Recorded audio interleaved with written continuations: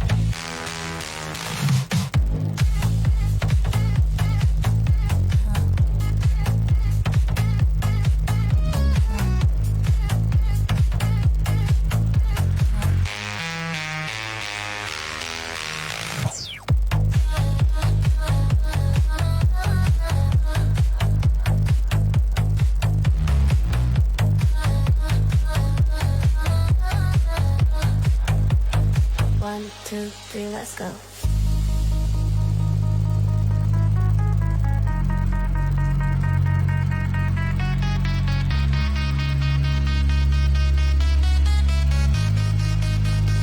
One, two, three, let's go.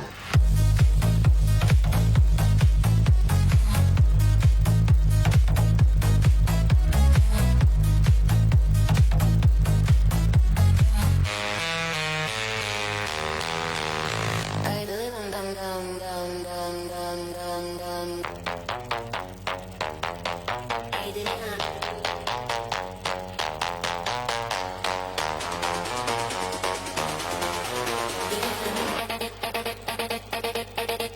EDM.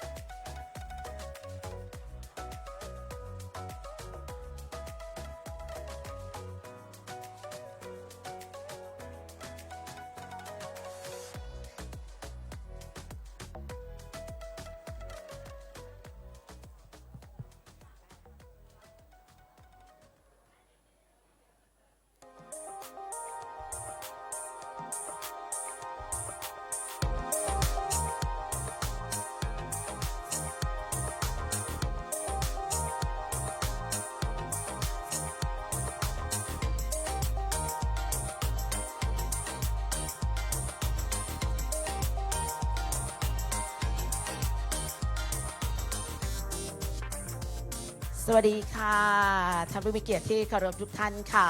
วันนี้นะคะขอต้อนรับทุกท่านเข้าสู่กิจกรรมยกระดับพัฒนาผ้าพื้นเมืองแพร่นะคะเพื่อสร้างมูลค่าเพิ่มสู่ตลาดสากลค่ะหรือว่าแพร่ Next นะคะ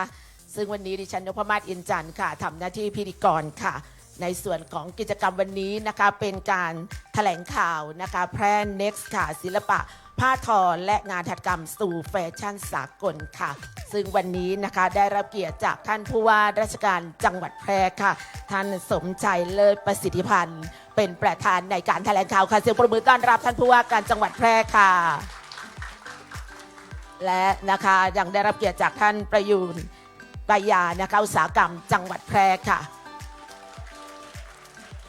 ท่านดร.ชันชัยสิริเกษมเลิศค่ะผู้อำนวยการสถาบันพัฒนาอุตสาหกรรมสิ่งทอค่ะคุณศักดิ์จิระเวียงเก่าค่ะนักออกแบบและผู้เชี่ยวชาญด้านผ้าทอพื้นเมืองค่ะนอกจากนั้นนะคะก็ยังมีคุณอินทิราทับวงค่ะผู้เชี่ยวชาญด้านการออกแบบและแฟชั่นค่ะ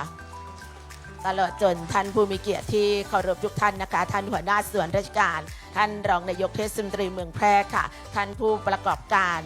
ตลอดจนนะคะทุกท่านนะคะที่มีส่วนผลักดันในการที่จะดำเนินการในส่วนของแพร่ Next ค่ะเพื่อที่จะทำให้ผ้าของเมืองแพร่ที่เป็นผ้าที่เกิดจากภูมิปัญญาท้องถิ่นที่มีความโดดเด่นเป็นอัตลักษณ์และถูกผลักดันถูกส่งเสริมก้าวสู่ตลาดสากลโดยแนวคิดที่สร้างสรรค์นะคะจากทุกภาคส่วนที่ร่วมมือร่วมใจกันค่ะในวันนี้นะคะท่านที่อยู่ที่นี่สามารถที่จะรับชมการแถลงข่าวและท่านที่ชมการไลฟ์สดอยู่ในขณะนี้นะคะท่านสามารถรับชมการถ่ายทอดนะคะถ่ายทอดสดทาง Facebook Live นะคะของสำนักงานอุตสาหกรรมจังหวัดแพร่ค่ะก่อนที่จะเข้าสู่พิธีการแถลงข่าวนั้นนะคะเพื่อเป็นการน้อมรำลึกถวายความอาลัยเพื่อน้อมรำลึกนะคะในพระมหากรุณาธิคุณของสมเด็จพระนางเจ้าสิริกิติ์พระบรมราชินีนาถพระบรมราชชนนีพันปีหลวงขอเรียนเชิญทุกท่านได้ยืนขึ้นเพื่อสงบนิ่งถวายความอาลัยค่ะเรียนเชิญค่ะ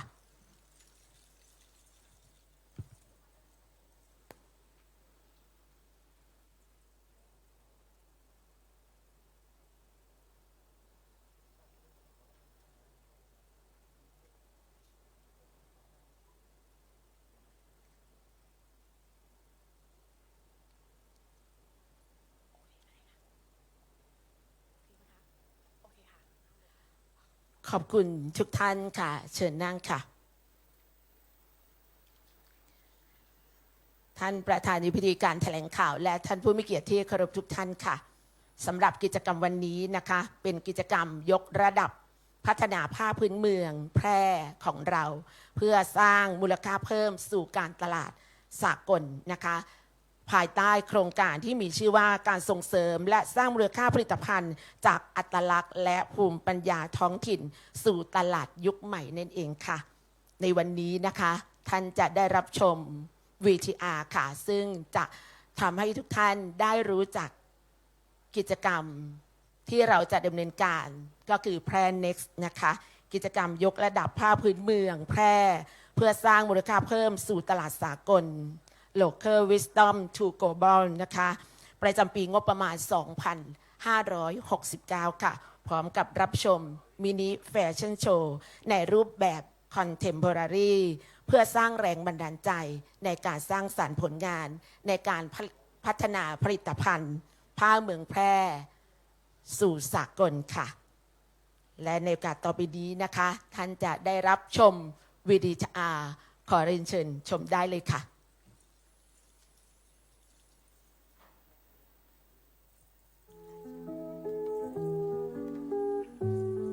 ในดินแดนที่การเวลายังคงถักทอเรื่องราวแพร่คือแหล่งกำเนิดของภูมิปัญญาที่มีชีวิตที่ส่งต่อจากรุ่นสู่รุ่นผ่านทุกเส้นใยของผืนผ้าผ้าพื้นเมืองแพร่ไม่ใช่เพียงงานหัตถกรรมแต่คืออัตลักษณ์ที่บอกเล่าเรื่องราวของชุมชนคุณค่าที่งดงามและมีเอกลักษณ์ไม่เหมือนใครแต่ในโลกที่เปลี่ยนแปลงอย่างรวดเร็วผ้าพื้นเมือง กำลังเผชิญความท้าทาย จะทำอย่างไรให้มรดกนี้ยังคงมีชีวิตและก้าวทันโลกสมัยใหม่ วันนี้ผ้าไทยก้าวไกลกว่าที่เคย เมื่อภูมิปัญญาได้ผสานกับความคิดสร้างสรรค์และนวัตกรรม เกิดเป็นผลงานแฟชั่นร่วมสมัยที่สะท้อนความงดงามในแบบไทยสู่สายตาชาวโลก แพร่ Next คือการขับเคลื่อนครั้งสำคัญ เพื่อยกระดับผ้าพื้นเมืองแพร่สู่อนาคต โครงการนี้มุ่งพัฒนาความรู้และทักษะของผู้ประกอบการ ให้สามารถสร้างสรรค์ผลิตภัณฑ์ที่มีความร่วมสมัย มีความเป็นแฟชั่น และมีมูลค่าเพิ่มสูง พร้อมผลักดันสู่ตลาดและอุตสาหกรรมแฟชั่นในระดับสากล ผ่านกระบวนการพัฒนาอย่างครบวงจร ตั้งแต่การอบรมเตรียมความพร้อม การศึกษาดูงานเพื่อสร้างแรงบันดาลใจ การพัฒนาผลิตภัณฑ์ต้นแบบ รวมถึงการสร้างเครือข่ายผู้ประกอบการให้เติบโตอย่างเข้มแข็งในรูปแบบคลัสเตอร์ และทดสอบตลาดและต่อยอดเชิงพาณิชย์ จังหวัดแพร่ โดยสำนักงานอุตสาหกรรมจังหวัดแพร่ ร่วมกับสถาบันพัฒนาอุตสาหกรรมสิ่งทอ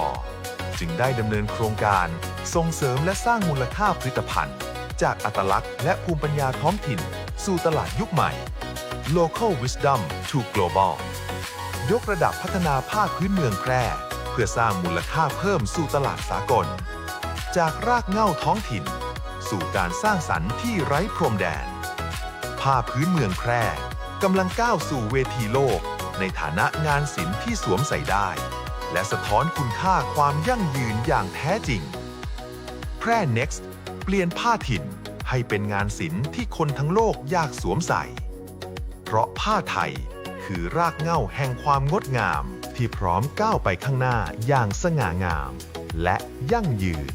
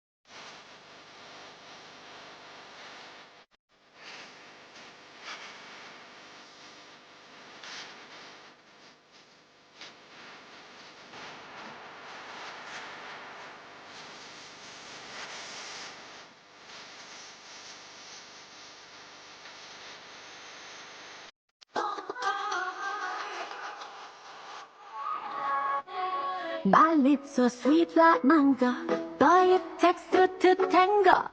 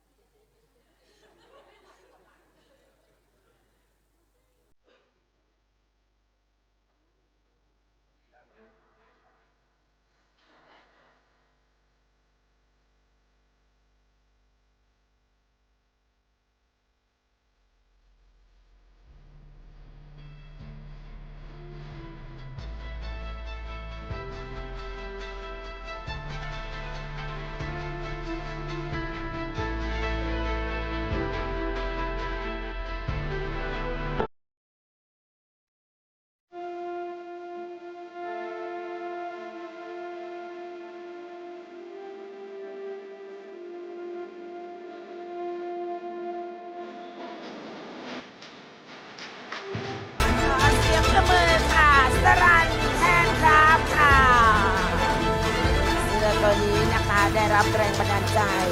จากโครงสร้างเสื้อของชาวเขาค่ะ โดยใช้ผ้าใยกันจงเขียนเทียนมาเป็นวัสดุหลักในการตัดเย็บ เพิ่มมูลค่าให้กับตัวเสื้อด้วยงานปักมือค่ะ และโดยการนะคะสำหรับในส่วนของกระโปรงค่ะได้รับแรงบันดาลใจจากรูปทรงของผ้าสิ้นพื้นถิ่นค่ะ และนำมาพัฒนารูปแบบให้เป็นกระโปรงยาวเอวสูงทรงสอดใช้เทคนิคสุ่มนะคะการจับสุ่มและเทคนิคสม็อกค่ะสวยงามมากนะคะ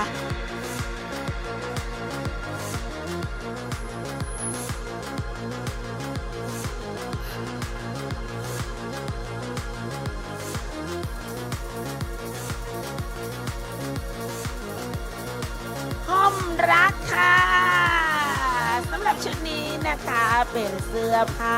แนวสตรีทแฟชั่นค่ะทันสมัยนะคะสวยงามมากเลยค่ะและยังคงสบายค่ะมีความสบายและอิสระในการเคลื่อนไหว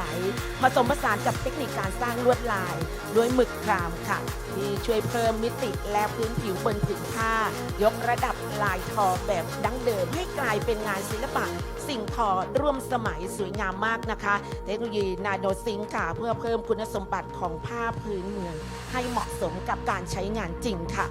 มุ่งเน้นการลดผลกระทบต่อสิ่งแวดล้อมสนับสนุนช่างฝีมือท้องถิ่นค่ะ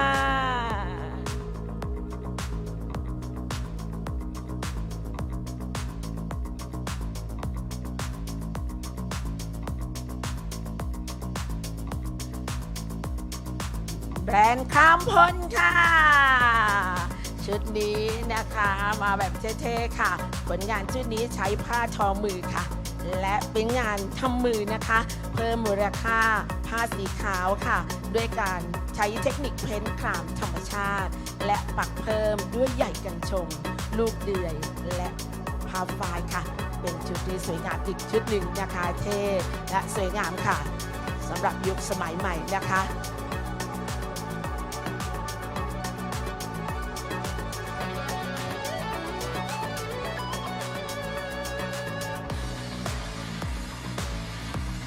ความสวยงามค่ะฝ้ายเงินฝ้ายทองค่ะชุดนี้นะคะสวยงามมากค่ะผลงานชุดนี้ใช้ผ้าทอมือค่ะโดยใช้ผ้าปักชาวเขานะคะและผ้าเขียนเทียนนะคะส่วนชุดนี้นะคะผ้าฝ้ายย้อมครามค่ะ ใช้นวัตกรรมนะคะตกแต่งกลิ่นหอมค่ะให้ผลิตภัณฑ์ที่มีความหอมผิวสัมผัสที่นุ่มขึ้นนะคะเพราะฉะนั้นเป็นชุดที่สวยงามสร้างมูลค่าเพิ่มโดยการจับจีบกระดูกงูให้มีความสวยงามสำหรับชุดนี้ฝ้ายเงินฝ้ายทองค่ะ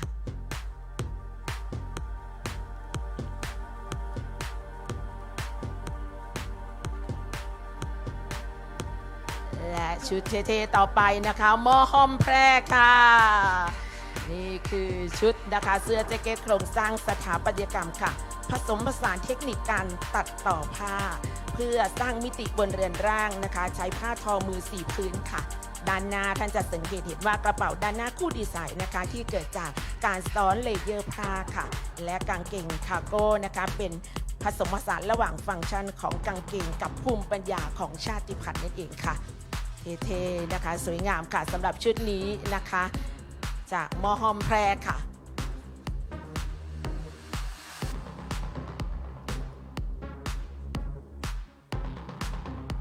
และพี่ลมบูติค่ะสวยอีกหนึ่งชุดค่ะโดดเด่นมากเลยนะคะเทคนิคการถักเชือกนะคะมาผสมผสานกับการออกแบบค่ะชุดนี้นะคะพร้อมทั้งใช้เทคนิคนะคะการตีเกล็ดบนผ้าและการปักไหมเพื่อเพิ่มมิติให้กับชิ้นงานค่ะขณะเดียวกันยังคงยึดแนวความคิดแบบยั่งยืนนะคะโดยนำเศษผ้าที่เหลือมาตัดเย็บให้มีความสวยงามเพิ่มมูลค่าเพิ่มสวยงามมากเลยทีเดียวนะคะ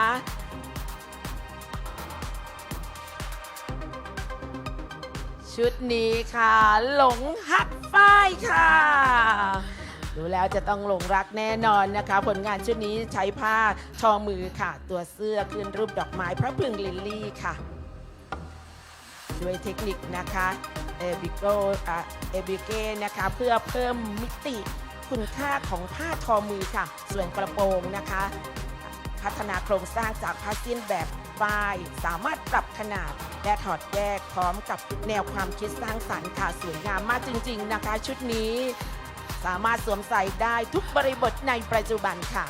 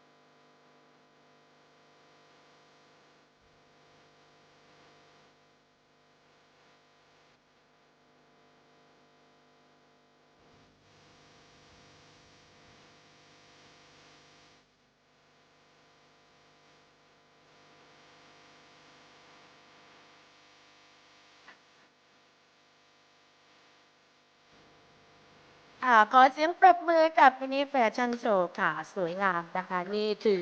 นะคะความเป็นอัตลักษณ์ของผ้าแพรค่ะที่เกิดจากภูมิปัญญาท้องถิ่นนะคะได้รับการส่งเสริมพัฒนาด้วยแนวคิดสร้างสรรค์นะคะเพื่อนำผ้าแพรนั้นสู่สากลค่ะวันนี้กิจกรรมนะคะแพรเน็กซ์ค่ะการแถลงข่าวนะคะศิลปะผ้าทอและงานหัตถกรรมสู่แฟชั่นสากล Local Wisdom to Global นะคะแพรเน็กซ์ค่ะเมืองแพร่เป็นเมืองที่มีต้นทุนทางวัฒนธรรมนะคะไม่ว่าจะเป็นในเรื่องของศิลปวัฒนธรรมหรือว่าในเรื่องของผ้าค่ะและเราได้ถูกสร้างสรรค์ผลงานต่างๆโดยนักออกแบบฝีมือของชาวจังหวัดแพร่และมีส่วนงานที่มาร่วมสนับสนุนนะคะในการดำเนินงานค่ะแพร่เน็กซ์เราจะก้าวต่อไปในเรื่องของการพัฒนาผ้าสู่สากลเพื่อสร้างรายได้ให้กับพี่น้องประชาชนนะคะการออกแบบที่สวยงามค่ะแนวคิดนะคะการออกแบบผสมกับภูมิปัญญาดั้งเดิมได้อย่างลงตัวอย่างเช่นแฟชั่นโชว์ที่ท่านได้รับชมไปที่ผ่านมานั้นเป็นเพียงบางส่วนเท่านั้นนะคะและวันนี้ค่ะกิจกรรมแถลงข่าวนะคะแพร่เน็กซ์ค่ะกิจกรรมยกระดับพัฒนาผ้าพื้นเมืองแพร่เพื่อสร้างมูลค่าเพิ่มสู่ตลาดสากลวันนี้นะคะได้รับเกียรติจากท่านผู้ว่าราชการจังหวัดแพร่ค่ะท่านสมชัยเลิศประสิทธิพันธ์เป็นประธานในพิธีต่อไปจะเป็นการเปิดงานแถลงข่าวนะคะ เรียนเชิญท่านผู้ว่าราชการจังหวัดแพร่ประจำโพเดียมด้านหน้าเวทีขอเสียงปรบมือต้อนรับท่านผู้ว่าการจังหวัดแพร่ค่ะ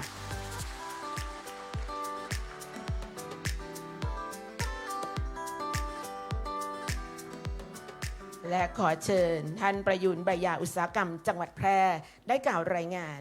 ถึงวัตถุประสงค์ของการดำเนินกิจกรรมในครั้งนี้ต่อท่านประธานในพิธีค่ะ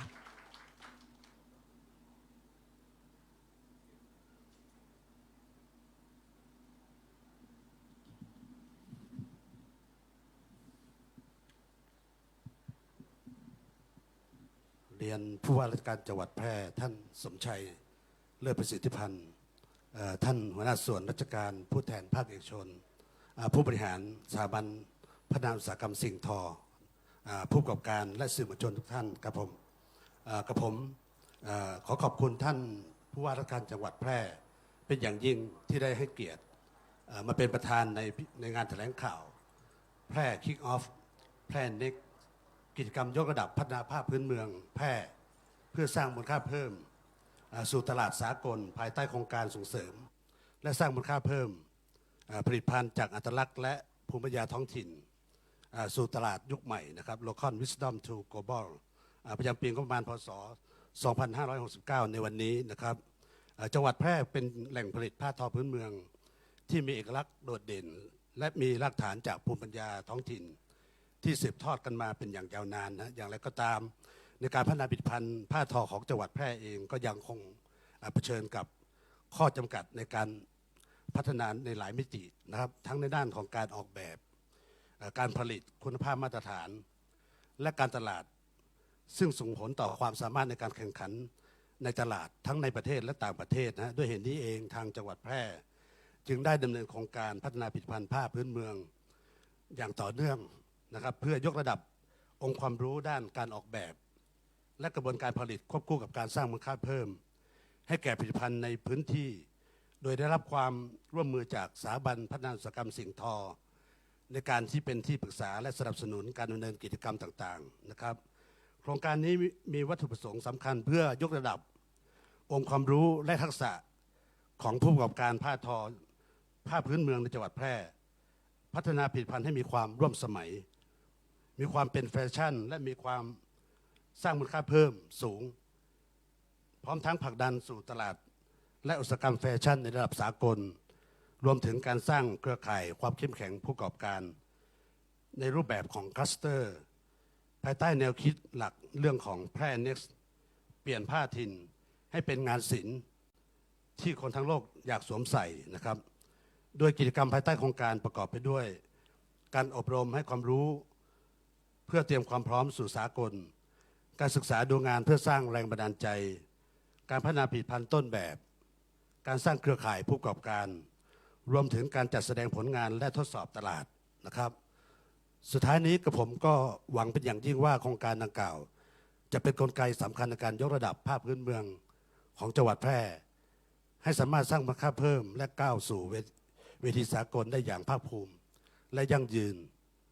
บัดนี้ได้เวลาอันสมควรแล้วกับผมใกล้ขอเรียนเชิญท่านผู้ว่าราชการจังหวัดแพร่ท่านสมชัยเลิศประสิทธิพันธ์ได้กรุณาให้เกียรติกล่าวเปิดงานขอกราบเรียนเชิญครับผม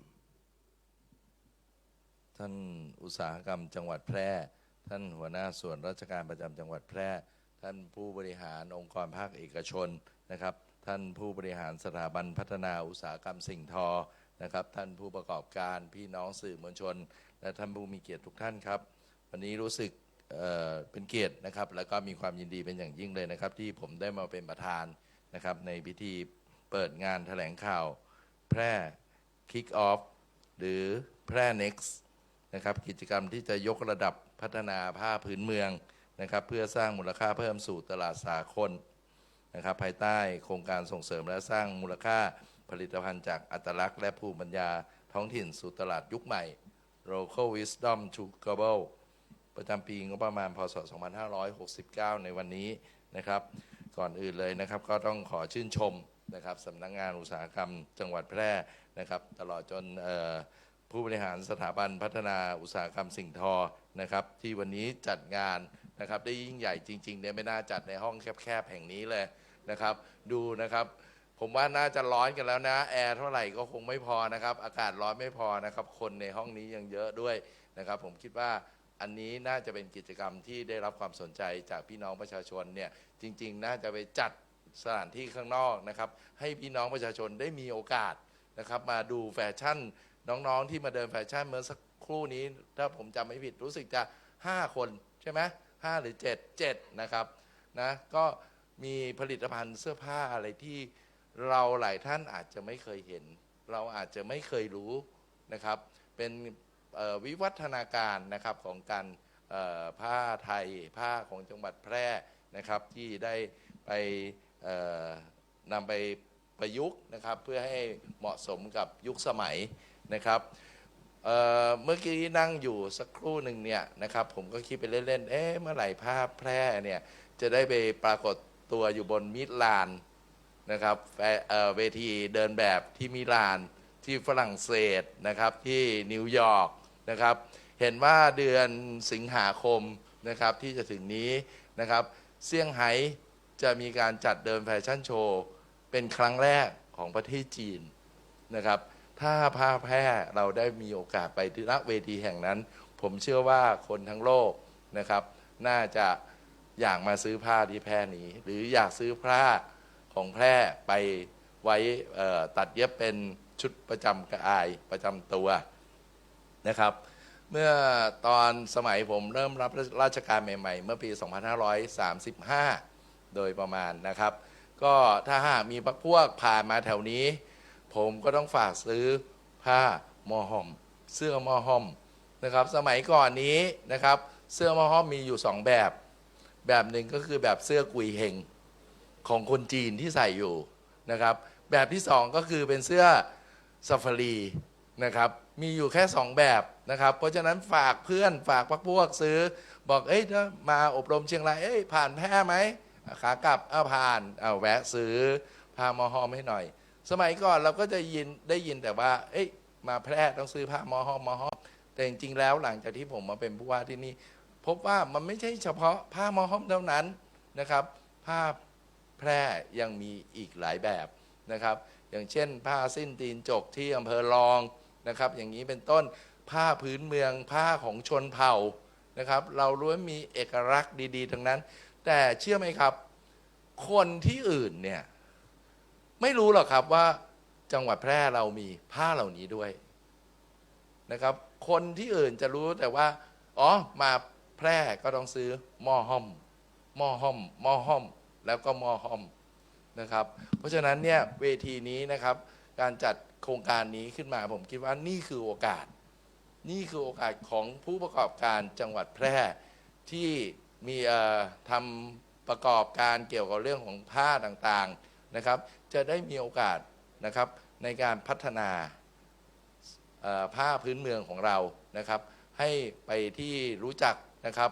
ทั้งประเทศนะครับแต่ที่สำคัญยิ่งกว่านั้นก็คือรู้จักกันไปทั่วโลกนะครับซึ่งอันนี้ผมเป็นความคาดหวังนะครับอยากจะเห็นนะครับว่าผ้าของแพร่ไปอยู่บนตัวนางแบบที่เดินอยู่ที่มิลานที่ปารีสนะครับหรือว่าแม้กระทั่งที่จะถึงเร็วๆนี้ที่เซี่ยงไฮ้นะครับถ้าเป็นไปได้นะครับก็เป็นความคาดหวังนะครับก็ต้องนำเรียนทุกท่านนะครับว่ากระแสปัจจุบันนะครับของโลกใบนี้เนี่ยเรายึดอยู่2กระแสนะครับในเรื่องของผลิตภัณฑ์นั้นนะครับก็คงจะต้องเป็นผลิตภัณฑ์ที่ได้มาตรฐานนะครับแล้วก็มีคุณภาพนะครับนั่นคือสิ่งที่เราจะต้องพัฒนานะครับก็สมัยก่อนนี้เราคงได้ยินนะครับผ้าหม้อห้อมซัก10 ครั้งก็ต้องไปย้อมใหม่แล้วนะครับแต่เดี๋ยวนี้นะครับเสื้อตัวนี้ผมใส่มาน่าจะครั้งที่15-16แล้วผมมีอยู่ไม่กี่ตัวหรอกครับนะครับเพราะฉะนั้นใครเมตตาปราณีก็กรุณานะครับกรุณานะครับนะแต่ว่ามันใส่สบายนะครับตัวนี้ยอมรับเลยว่าใส่สบายมากนะครับจริงๆเนี่ยนะครับผมอิจฉาท่านอุตสาหกรรมจังหวัดนั้นเนี่ยเมื่อกี้ลงมาผมบอกผมเปลี่ยนประธานแล้วผมไม่อยากมาแล้วเพราะท่านเล่นเสื้อแฟชั่นแล้วก็ดันใส่แล้วหนุ่มขึ้นเยอะเลยนะส่วนของผมเนี่ยใส่แล้วก็ดูแก่อยู่อย่างนั้นนะครับก็นอกจากได้มาตรฐานได้คุณภาพแล้วนะครับสิ่งที่ ยังต้องก็คือปลอดภัยนะครับต่อไม่ว่าจะทั้งสิ่งแวดล้อมนะครับหรือแม้กระทั่งต่อร่างกายผู้สวมใส่ ผมคิดว่านี่คือความสำคัญนะครับของการที่เราจะมีผลิตภัณฑ์ในปัจจุบันนะครับแต่อย่างไรก็ตามนะครับความที่เราจะมีความทันสมัยความเหมาะสมกับสมัยอย่างไรก็ตามนะครับสิ่งที่สำคัญเนี่ยนะครับเรายังคงจะต้องรักษาความเป็นอัตลักษณ์นะครับของผ้าแพร่ไว้ด้วยนะครับนั่นคือสิ่งที่ต้องเป็นไปควบคู่กันนะครับเพราะฉะนั้นเนี่ยวันนี้นะครับเป็นโอกาสอย่างดีนะครับที่ทางผู้ประกอบการและผู้ที่มีส่วนเกี่ยวข้องทุกคนนะครับจะได้มาเริ่มต้นตั้งแต่กระบวนการเรียนรู้อบรมไปดูงานไปอะไรต่างๆมากมายเพื่อกลับมาพัฒนาผลิตภัณฑ์ของจังหวัดแพร่เรานะครับให้ได้มาตรฐานให้ได้คุณภาพนะครับแล้วก็เป็นมิตรกับสิ่งแวดล้อมในต่อโลกแห่งนี้นะครับก็คงนะครับการดำเนินการตามโครงการนี้นะครับก็คงเป็นอีกก้าวหนึ่งนะครับอย่างชื่อของงานนะครับแพร่ next ก้าวไปข้างหน้านะครับก็คงประสบความสำเร็จนะครับอย่างภาคภูมินะครับแล้วก็สามารถนำผ้าแพร่ของเรานะครับไปสู่เวทีสากลนะครับอย่างที่ผมมุ่งหวังได้นะครับและที่สำคัญจะเป็นการสร้างรายได้สร้างอาชีพให้กับพี่น้องประชาชนนะครับในจังหวัดแพร่นะครับได้อย่างยั่งยืนต่อไปในอนาคตนะครับสุดท้ายนี้นะครับผมก็ขออวยพรให้การจัดงานแถลงข่าวในครั้งนี้นะครับประสบความสำเร็จตามวัตถุประสงค์ทุกประการนะครับและขอขอบคุณทุกภาคส่วนนะครับที่มีส่วนร่วมในการขับเคลื่อนโครงการที่ดีมีประโยชน์และทรงคุณค่าเช่นนี้นะครับบัดนี้ได้เวลาอันสมควรแล้วนะครับผมขออนุญาตเปิดงานแถลงข่าวแพร่ Kick Off แพร่ Next อย่างเป็นทางการขอบคุณครับขอบคุณค่ะในลำดับต่อไปนะคะท่านผู้ว่าการจังหวัดแพร่นะคะจะประกอบพิธีเปิดงานแถลงข่าวบนเวทีนะคะอย่างเป็นทางการค่ะสำหรับการกิจกรรมครั้งนี้นะคะก็จะได้มีโอกาสเปิดโอกาสให้ผู้ประกอบการนักเรียนนักศึกษานะคะได้เข้ามาเรียนรู้และพัฒนาทักษะในด้านการออกแบบการตัดเย็บนะคะและการสร้างสรรค์ผลิตภัณฑ์ให้สอดคล้องกับแนวโน้มของตลาดโลกค่ะซึ่งด้านหลังนั้นก็จะมีบูธนะคะเกี่ยวกับผลิตภัณฑ์ผ้านะคะต่างๆค่ะ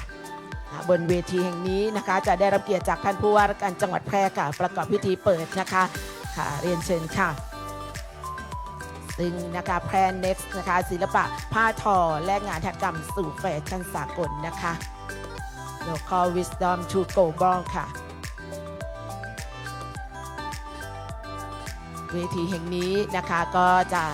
ได้เปิดโอกาสให้ทุกภาคส่วนนะคะได้เรียนรู้ค่ะตลอดจนมีแนวคิดร่วมกันนะคะในการพัฒนาผ้าของจังหวัดแพร่เราสู่ตลาดสากลนะคะในลำดับต่อไปนะคะแพร่ Next ค่ะก้าวต่อไปอย่างมั่นคงนะคะลำดับต่อไปนี้ค่ะท่านผู้ว่าราชการจังหวัดแพร่นะคะท่านสมชัยเลิศประสิทธิพันธ์จะประกอบพิธีเปิดงานแถลงข่าวแพร่ Next นะคะ Local Wisdom to Global นะคะศิลปะผ้าทอและงานหัตถกรรมสู่แฟชั่นสากลอย่างเป็นทางการค่ะ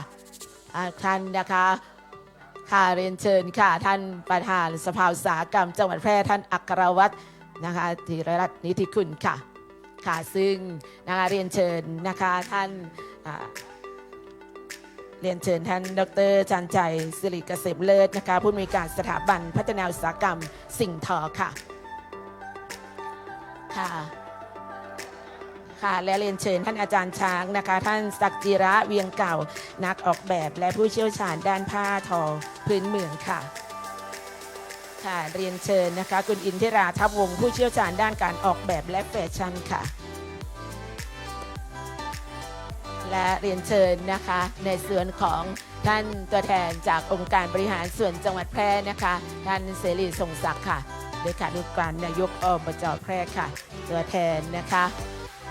ในส่วนของตัวแทนนะคะขององค์การบริหารส่วนจังหวัดแพร่ค่ะซึ่งท่านผู้ว่าการจังหวัดแพร่นั้นนะคะจะทำการหมุนนะคะภารกิจปั่นฝ้ายค่ะปั่นฝ้ายเป็นเส้นได้ผ้าทอมือนะคะและถูกออกแบบอย่างสวยงามโดยฝีมือของนักออกแบบและชาวจังหวัดแพร่ร่วมกันค่ะลำดับต่อไปนี้นะคะจะเป็นการเปิดงานแถลงข่าว แพนเน็กซ์นะคะทุกท่านพร้อมแล้วนะคะนับถอยหลังนะคะ5 4 3 2 1ค่ะค่ะนี่คือนะคะการเปิดการแถลงข่าวยังเป็นทางการนะคะแพนเน็กซ์ค่ะภายใต้โครงการส่งเสริมและพัฒนามูลค่าผลิตภัณฑ์จากอัตลักษณ์และภูมิปัญญาท้องถิ่นสู่ตลาดยุคใหม่ค่ะหลวงพ่อ Wisdom to Global ค่ะขอเสียงปรบมือเป็นพลังใจจากทุกท่านอีกครั้งหนึ่งค่ะค่ะและลำดับต่อไปนะคะก็จะเป็นการมอบของที่ระลึกนะคะค่ะซึ่งวันนี้นะคะทางสำนักงานอุตสาหกรรมจังหวัดแพร่ค่ะโดยท่านอุตสาหกรรมจังหวัดแพร่จะมอบของที่ระลึกเป็นการขอบคุณท่านประธานในพิธีคือท่านผู้ว่าราชการจังหวัดแพร่ค่ะขอเรียนเชิญค่ะและเรียนเชิญทุกท่านบันทึกภาพร่วมเบียนเกียรติด้วยนะคะค่ะขอเสียงปรบมือเป็นกำลังใจนะคะวันนี้นะคะขอบคุณพ่อเมืองแพร่ค่ะที่ผลักดันนะคะการทำงานอย่างเต็มที่ค่ะและลำดับต่อไปนะคะท่านอุตสาหกรรมจังหวัดแพร่นะคะก็จะรับมอบของที่ระลึกจากท่านดร.ชันชัยค่ะท่านดร.ชันชัยนะคะซึ่งท่านก็มีส่วนในการผลักดันนะคะและส่งเสริมอย่างเต็มที่ค่ะท่านจะมอบนะคะเป็นกำลังใจให้กับท่านอุตสาหกรรมจังหวัดแพร่ขอเสียงประมือด้วยค่ะค่ะและจากนั้นนะคะก็จะเรียนเชิญบันทึกภาพร่วมกันนะคะเรียนเชิญค่ะลำดับแรกนี้นะคะขอบคุณค่ะก็จะเป็นการค่ะบันทึกภาพนะคะชุดแรกค่ะพลังขับเคลื่อนที่ยิ่งใหญ่นะคะสู่ตลาดสากลค่ะแล้วยุดใหม่นะคะขอกดไลค์ค่ะค่ะหลังจากบันทึกภาพชุดนี้แล้วนะคะจะเป็นการบันทึกภาพร่วมกับแฟชั่นโชว์ค่ะค่ะทุกท่านยังคงยืนอยู่บนเวทีนะคะค่ะน้องๆค่ะจะบันทึกภาพร่วมกับท่านผู้ว่าการจังหวัดแพร่และท่านผู้มีเกียรติบนเวทีค่ะเรียนเชิญค่ะค่ะน้องๆแฟชั่นนะคะวันนี้ชุดสวยงามนะคะซึ่งแต่ละท่านนะคะสามารถที่จะสอบถามได้นะคะฝีมือการออกแบบนะคะค่ะค่ะน้องๆจะอยู่ด้านหน้าเดี๋ยวสักครู่นะคะค่ะวันนี้ชุดสวยงามสวมใส่ได้นะคะเป็นผ้ามะฮ่อมแพร่ค่ะที่มีการออกแบบด้วยแนวคิดที่สร้างสรรค์นะคะหลากหลายชุดนะคะสวยงามค่ะเดี๋ยวขออนุญาตบันทึกภาพร้อมชุดแรกนะคะนี่คือร่วมกับน้องๆนะคะ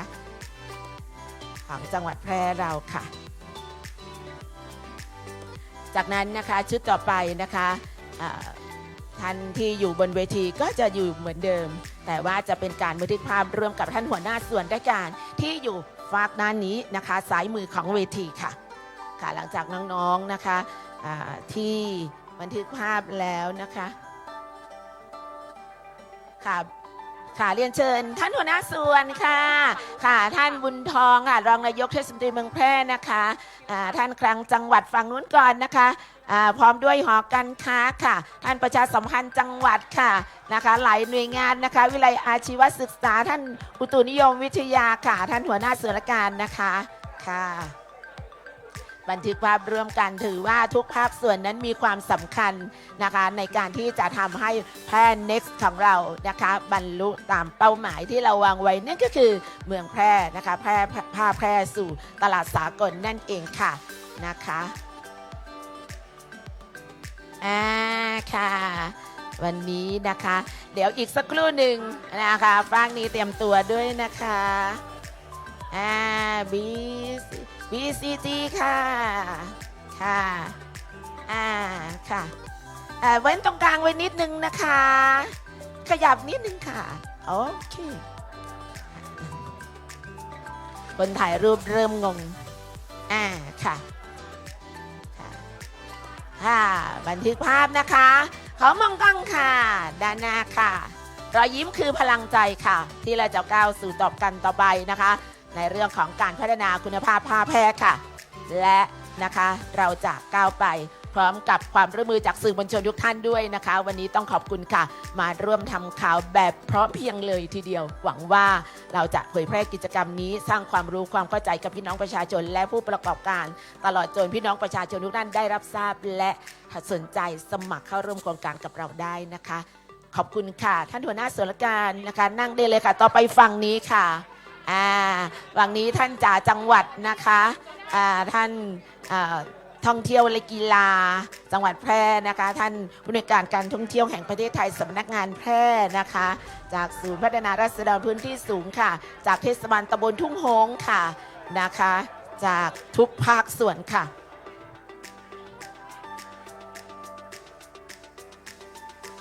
สำหรับวันนี้นะคะหลังจากที่พิธีเปิดเสร็จเรียบร้อยบันทึกภาพเสร็จเรียบร้อยแล้วนะคะเราจะพักประมาณ15นาทีนะคะซึ่งอาจจะเป็นการให้สัมภาษณ์นะคะจากนั้นแล้วจะเป็นเวทีเสวนาค่ะซึ่งหลายๆท่านนะคะก็จะได้รับฟังการเสวนาในเรื่องของเกี่ยวกับการพัฒนาคุณภาพผ้าต่อไปค่ะ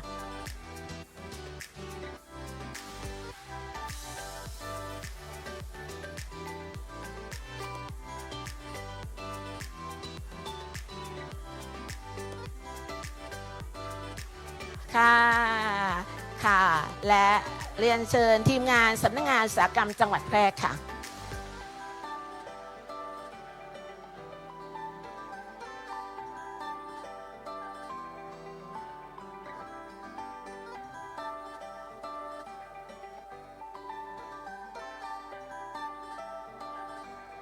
เรียนเชิญค่ะสำนักงานอุตสาหกรรมจังหวัดแพร่นะคะค่ะกิจกรรมนะคะก็จะมีการดำเนินการอย่างต่อเนื่องนะคะวันนี้ท่านใดที่สนใจในเรื่องของบูธเกี่ยวกับผ้าต่างๆนั้นเรามีการจัดนิทรรศการนะคะหลังจากนี้แล้วนะคะเดี๋ยวอีกสักครู่หนึ่งจะพักประมาณ15นาทีซึ่งทุกท่านจะรับประทานรับอาหารว่างนะคะในส่วนของท่านผู้ว่าการจังหวัดแพร่ท่านจะได้ให้สัมภาษณ์กับสื่อมวลชนค่ะซึ่งอยู่มุมด้านหลังนะคะ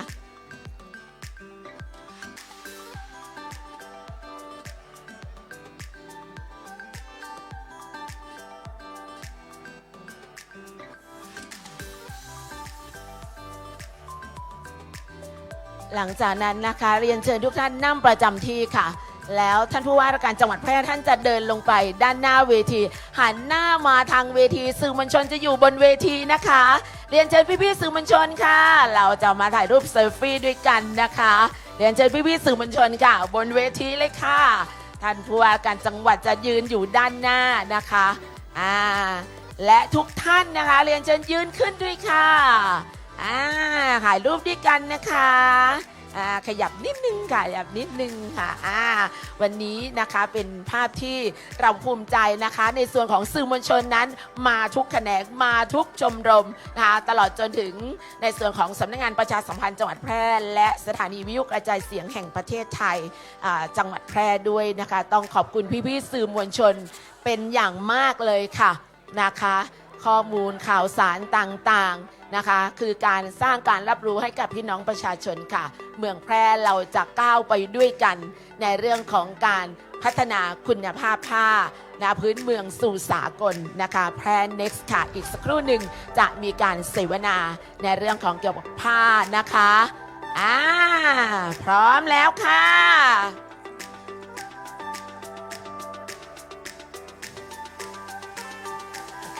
ยิ้มสวยๆนะคะรอๆเลยค่ะขอกดไลค์หน่อยค่ะ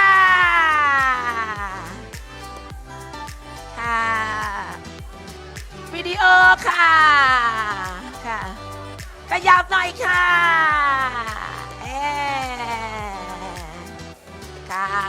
ขอบคุณมากเลยค่ะขอบคุณนะคะ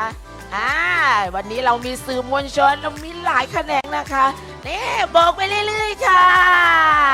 แพร่ Next นะคะก้าวต่อไปค่ะศิลปะผ้าทอนะคะงานหัตถกรรมสู่แฟชั่นสากลนะคะขอบคุณพี่ๆสื่อมวลชนทุกท่านขอบพระคุณอย่างสูงค่ะช่วงนี้จะพัก15นาทีเดี๋ยวจะต่อด้วยการเสวนาท่านผู้ว่าการจังหวัดท่านจะให้สัมภาษณ์ด้านหลังนะคะเรียนเชิญค่ะ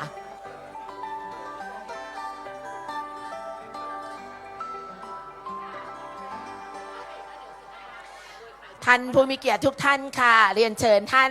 รับประทานอาหารว่างนะคะ เบรกได้เลยค่ะช่วงนี้นะคะ เบรกได้เลยค่ะและ 15 นาทีนะคะ เดี๋ยวเรากลับมาเจอกันที่เดิม แล้วก็เสวนาในเรื่องผ้าต่างๆค่ะนะคะโดยวันนี้นะคะจะผู้ที่จะร่วมเสวนาประกอบด้วยดร.ชันชัยศิริเกษมเลิศนะคะผู้อำนวยการสถาบันพัฒนาอุตสาหกรรมสิ่งทอค่ะคุณศักดิ์จิระเวียงเก่าค่ะนักออกแบบ และผู้เชี่ยวชาญด้านผ้าทอพื้นเมือง และคุณอินทิราทัพวงศ์ค่ะผู้เชี่ยวชาญด้านการออกแบบและแฟชั่นค่ะนะคะมาจากกรุงเทพเลยนะคะเราจะได้มาทราบถึงมุมมองต่างๆนะคะการขับเคลื่อนวันนี้นะคะอีกสักครู่หนึ่งนะคะเดี๋ยวเรามาเจอกันที่นี่พัก 15 นาทีขออนุญาตงดใช้เสียงแป๊บหนึ่งนะคะขอบคุณค่ะ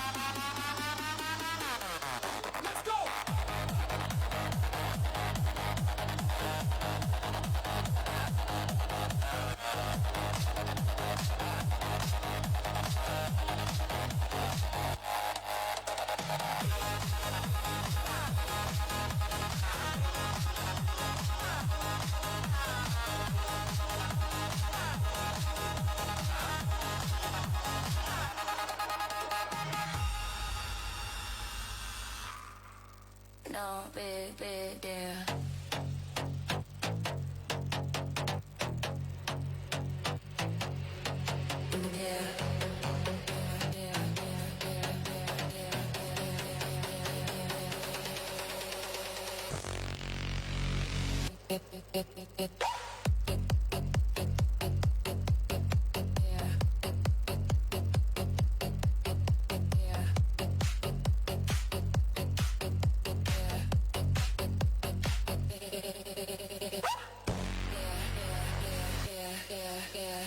Yeah.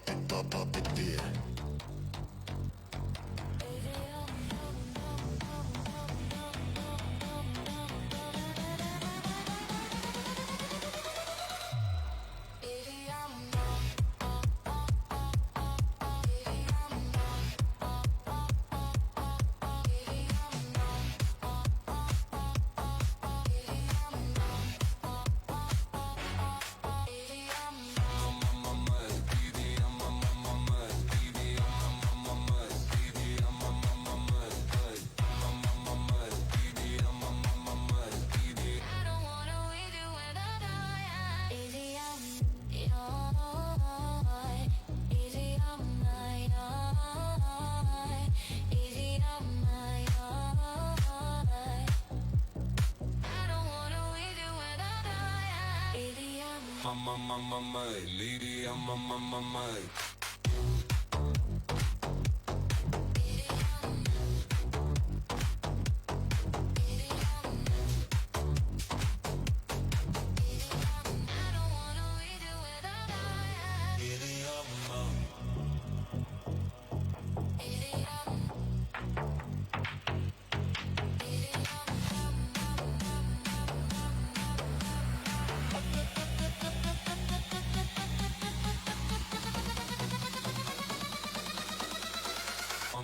My mind, lady, I'm on my mind.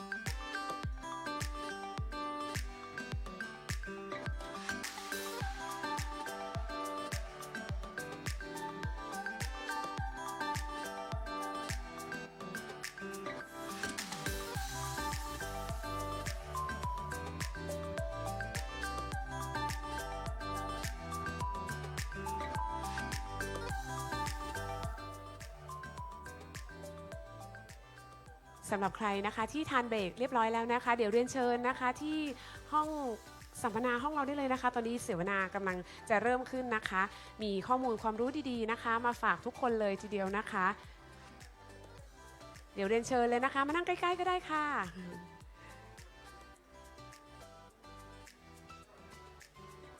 เรียนเชิญเลยนะคะสำหรับท่านใดที่ทานเบรกเรียบร้อยแล้วนะคะเดี๋ยวช่วงต่อไปกำลังจะเริ่มขึ้นนะคะ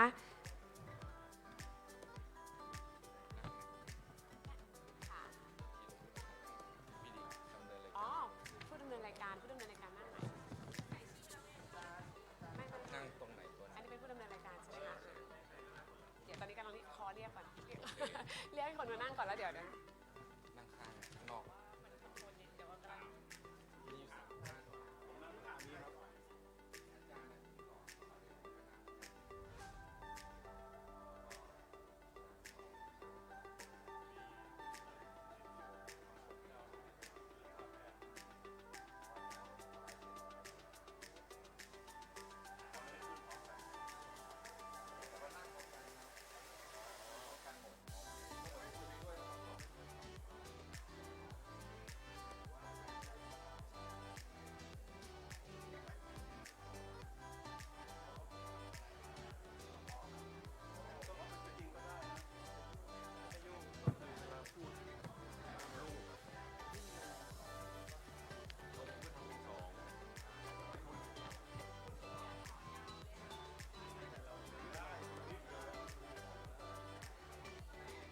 เรียนเชิญเลยนะคะด้านหน้าโต๊ะว่างเยอะเลยนะคะเพราะว่ามีหลายท่าน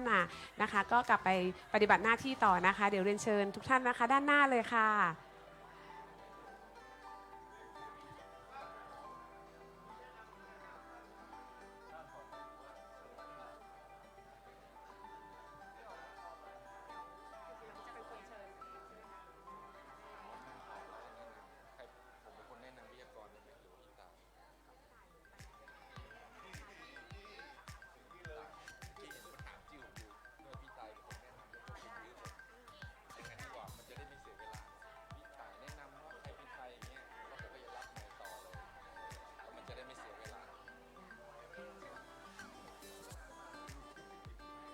เรียนเชิญนะคะเรียนเชิญด้านหน้าก็นั่งได้นะคะเรียนเชิญเลยค่ะด้านนอกนะคะด้านในพร้อมแล้วนะคะ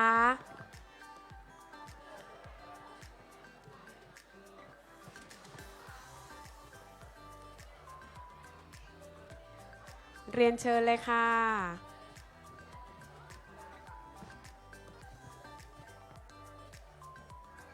ด้านหน้าใกล้ชิดนะคะรับฟังข้อมูลแบบเต็มๆเลยนะคะสวัสดีเจ้าขอเรียนเชิญทุกท่านนะเจ้าเข้ามานั่งตังในเนาะสวัสดีเจ้าท่านครั้งชอบชุดไหนเจ้า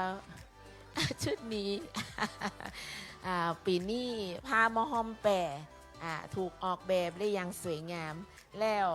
กำเดียวท่านจะได้รับฟังจากท่านวิทยากร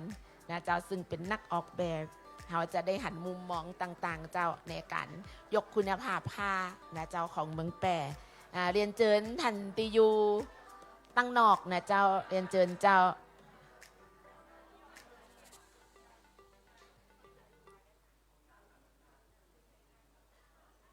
ตอนนี้สงกรานต์เมืองแปะเขาก็เริ่มใส่ภาพเขาใส่เสื้อมะฮอมกันเนาะมะฮอมนางงามอยู่แล้วเจ้าใส่มาได้แกงามเจ้าแล้วเดี๋ยวนี้ซ้ำมีการออกแบบพัฒนาคุณภาพผ้านะเจ้าบ่ใจเป็นเสื้อกุยเฮงแบบตะกอนแล้วเนาะเป็นแฟชั่นเป็นชุดราตรีชุดไปงานนะเจ้าต่างๆใดวันนี้ท่านผู้ประกอบการเจ้าหลายท่านมาอยู่ที่นี่แล้วก็เป็นโอกาสอันดีนะเจ้าที่ท่านจะได้รับฟังความรู้นะเจ้าในเรื่องของผ้าจะขับเคลื่อนไปอย่างใดเฮาเกิดมาตีเมืองแปรเฮามีแหล่งวัฒนธรรมผ้าหรือภูมิปัญญานะเจ้าตีได้เปรียบอยู่แล้วเพราะฉะนั้นเฮามีคนตีพักดันนะเจ้าคอยส่งเสริมอย่างเช่นสำนักงานอุตสาหกรรมจังหวัดแปรนะเจ้าตีจะพัฒนาคุณภาพผ้าสู่สากลนะคะแพร่ next ค่ะขอเรียนเชิญนะคะสำหรับท่านที่อยู่ด้านนอกนะคะค่ะอีกสักครู่หนึ่งค่ะเราจะนำทุกท่านนะคะเข้าสู่กิจกรรมเสวนาอนาคตผ้าไทยบนรันเวย์โลกนะคะผ้ามหอมแพร่มรดกภูมิปัญญาจากรากเหง้าสู่คุณค่าระดับสากลค่ะซึ่งนะคะวิทยากรที่จะมาร่วมเสวนาในวันนี้ค่ะล้วนแต่เป็นท่านที่มีประสบการณ์นะคะและท่านที่นะคะอยู่กับวงการผ้านะคะ มาอย่างยาวนานเลยทีเดียวนะคะเพราะฉะนั้นค่ะเรียนเชิญทุกท่านนะคะเรียนเชิญทุกท่านค่ะเข้าสู่ด้านในได้เลยนะคะตอนนี้พร้อมแล้วค่ะสำหรับกิจกรรมเสวนาหัวข้ออนาคตผ้าไทยบนรันเวย์โลกนะคะในกิจกรรมยกระดับพัฒนาผ้าเมืองแพร่เพื่อสร้างมูลค่าเพิ่มสู่ตลาดสากลโครงการนี้นะคะชื่อว่าโครงการส่งเสริมและสร้างมูลค่าผลิตภัณฑ์จากอัตลักษณ์และภูมิปัญญาท้องถิ่นสู่ตลาดยุคใหม่ค่ะ Local Wisdom to Global นะคะแพร่ Next ค่ะท่านวิทยากรที่อยู่บนเวทีดิฉันขออนุญาตแนะนำให้กับทุกท่านได้รู้จักนะคะท่านแรกค่ะดร.ชาญชัยศิริเกษมเลิศผู้อำนวยการสถาบันพัฒนาอุตสาหกรรมสิ่งทอค่ะท่านต่อไปนะคะหลายท่านรู้จักดีค่ะนะคะนั่นก็คือท่านอาจารย์ช้างหรือคุณศักดิ์จิระเวียงเก่านักออกแบบและผู้เชี่ยวชาญด้านผ้าทอพื้นเมืองค่ะและอีกท่านหนึ่งนะคะคุณอินทิราทัพวงศ์ผู้เชี่ยวชาญด้านการออกแบบและแฟชั่นค่ะและวันนี้ผู้ดำเนินรายการนะคะคุณธีรวุฒิกล่อมแล้วค่ะเรียนเชิญค่ะ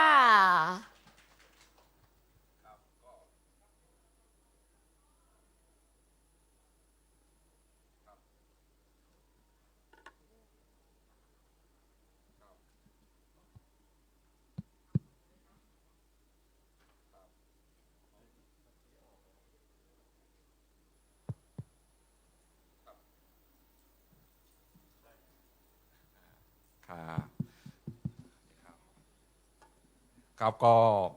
สวัสดียามบ่ายนะครับวันนี้เราได้ชมแฟชั่นสวยๆแล้วนะครับก็เป็นอีกหนึ่งความท้าทายของคนแพร่นะครับเมืองที่มีศิลปะวัฒนธรรมแล้วก็โดยเฉพาะผ้านะครับที่มีสิ่งสวยงามเยอะแยะนะครับวันนี้นะครับจากแพร่คิกออฟนะสู่แพร่ next นะครับวันนี้เราจะมาดูว่านะครับแนวทางของการที่จะก้าวไปสู่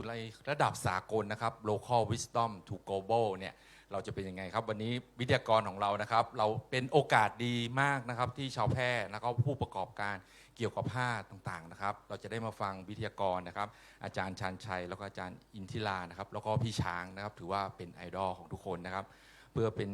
การไม่เสียเวลานะครับวันนี้ก็อาจารย์จะมีpresentation นะครับมาแชร์นะครับนะฮะขออันดับแรกก็จะเชิญอาจารย์ชาญชัยก่อนเลยครับเชิญครับขอบคุณนะครับต้องกล่าวสวัสดีท่านประยูนนะครับหัวหน้าอุตสาหกรรมจังหวัดแพร่นะครับสวัสดีนะครับผู้ประกอบการทุกท่านนะครับที่สนใจเข้ามาร่วมรับฟังเสวนากับเราในวันนี้นะครับวันนี้เองเนี่ยผมเองก็ดีใจมากนะครับที่ได้มาร่วมเสวนาในวันนี้นะครับแล้วก็หวังเป็นอย่างยิ่งเลยว่าข้อมูลที่เราเนี่ยถ่ายทอดให้เนี่ยจะได้รับเอาข้อมูลเหล่านี้ไปใช้ต่อไปนะครับซึ่งประเด็นแรกเนี่ยที่เราอยากจะคุยกันก็คือเรื่องผ้าของเมืองแพร่ใช่ไหมครับซึ่งเมืองแพร่เราเนี่ยก็ต้องเรียนว่าเป็นที่โด่งดังมากนะครับในเรื่องของมรดกภูมิปัญญานะครับจากอดีตนะครับสู่คุณค่าระดับสากลของเราก็คือผ้ามอห้อมเมืองแพร่นะครับสไลด์นี้ผมทำเมื่อวานครับพี่อ้อยเพราะว่าเมื่อวานนี้มาถึงแพร่ช่วงบ่ายๆนะครับแล้วก็วันนี้เนี่ยได้รับมอบหมายให้ขึ้นมาเสวนาก็ดีใจมากตัวนี้เนี่ย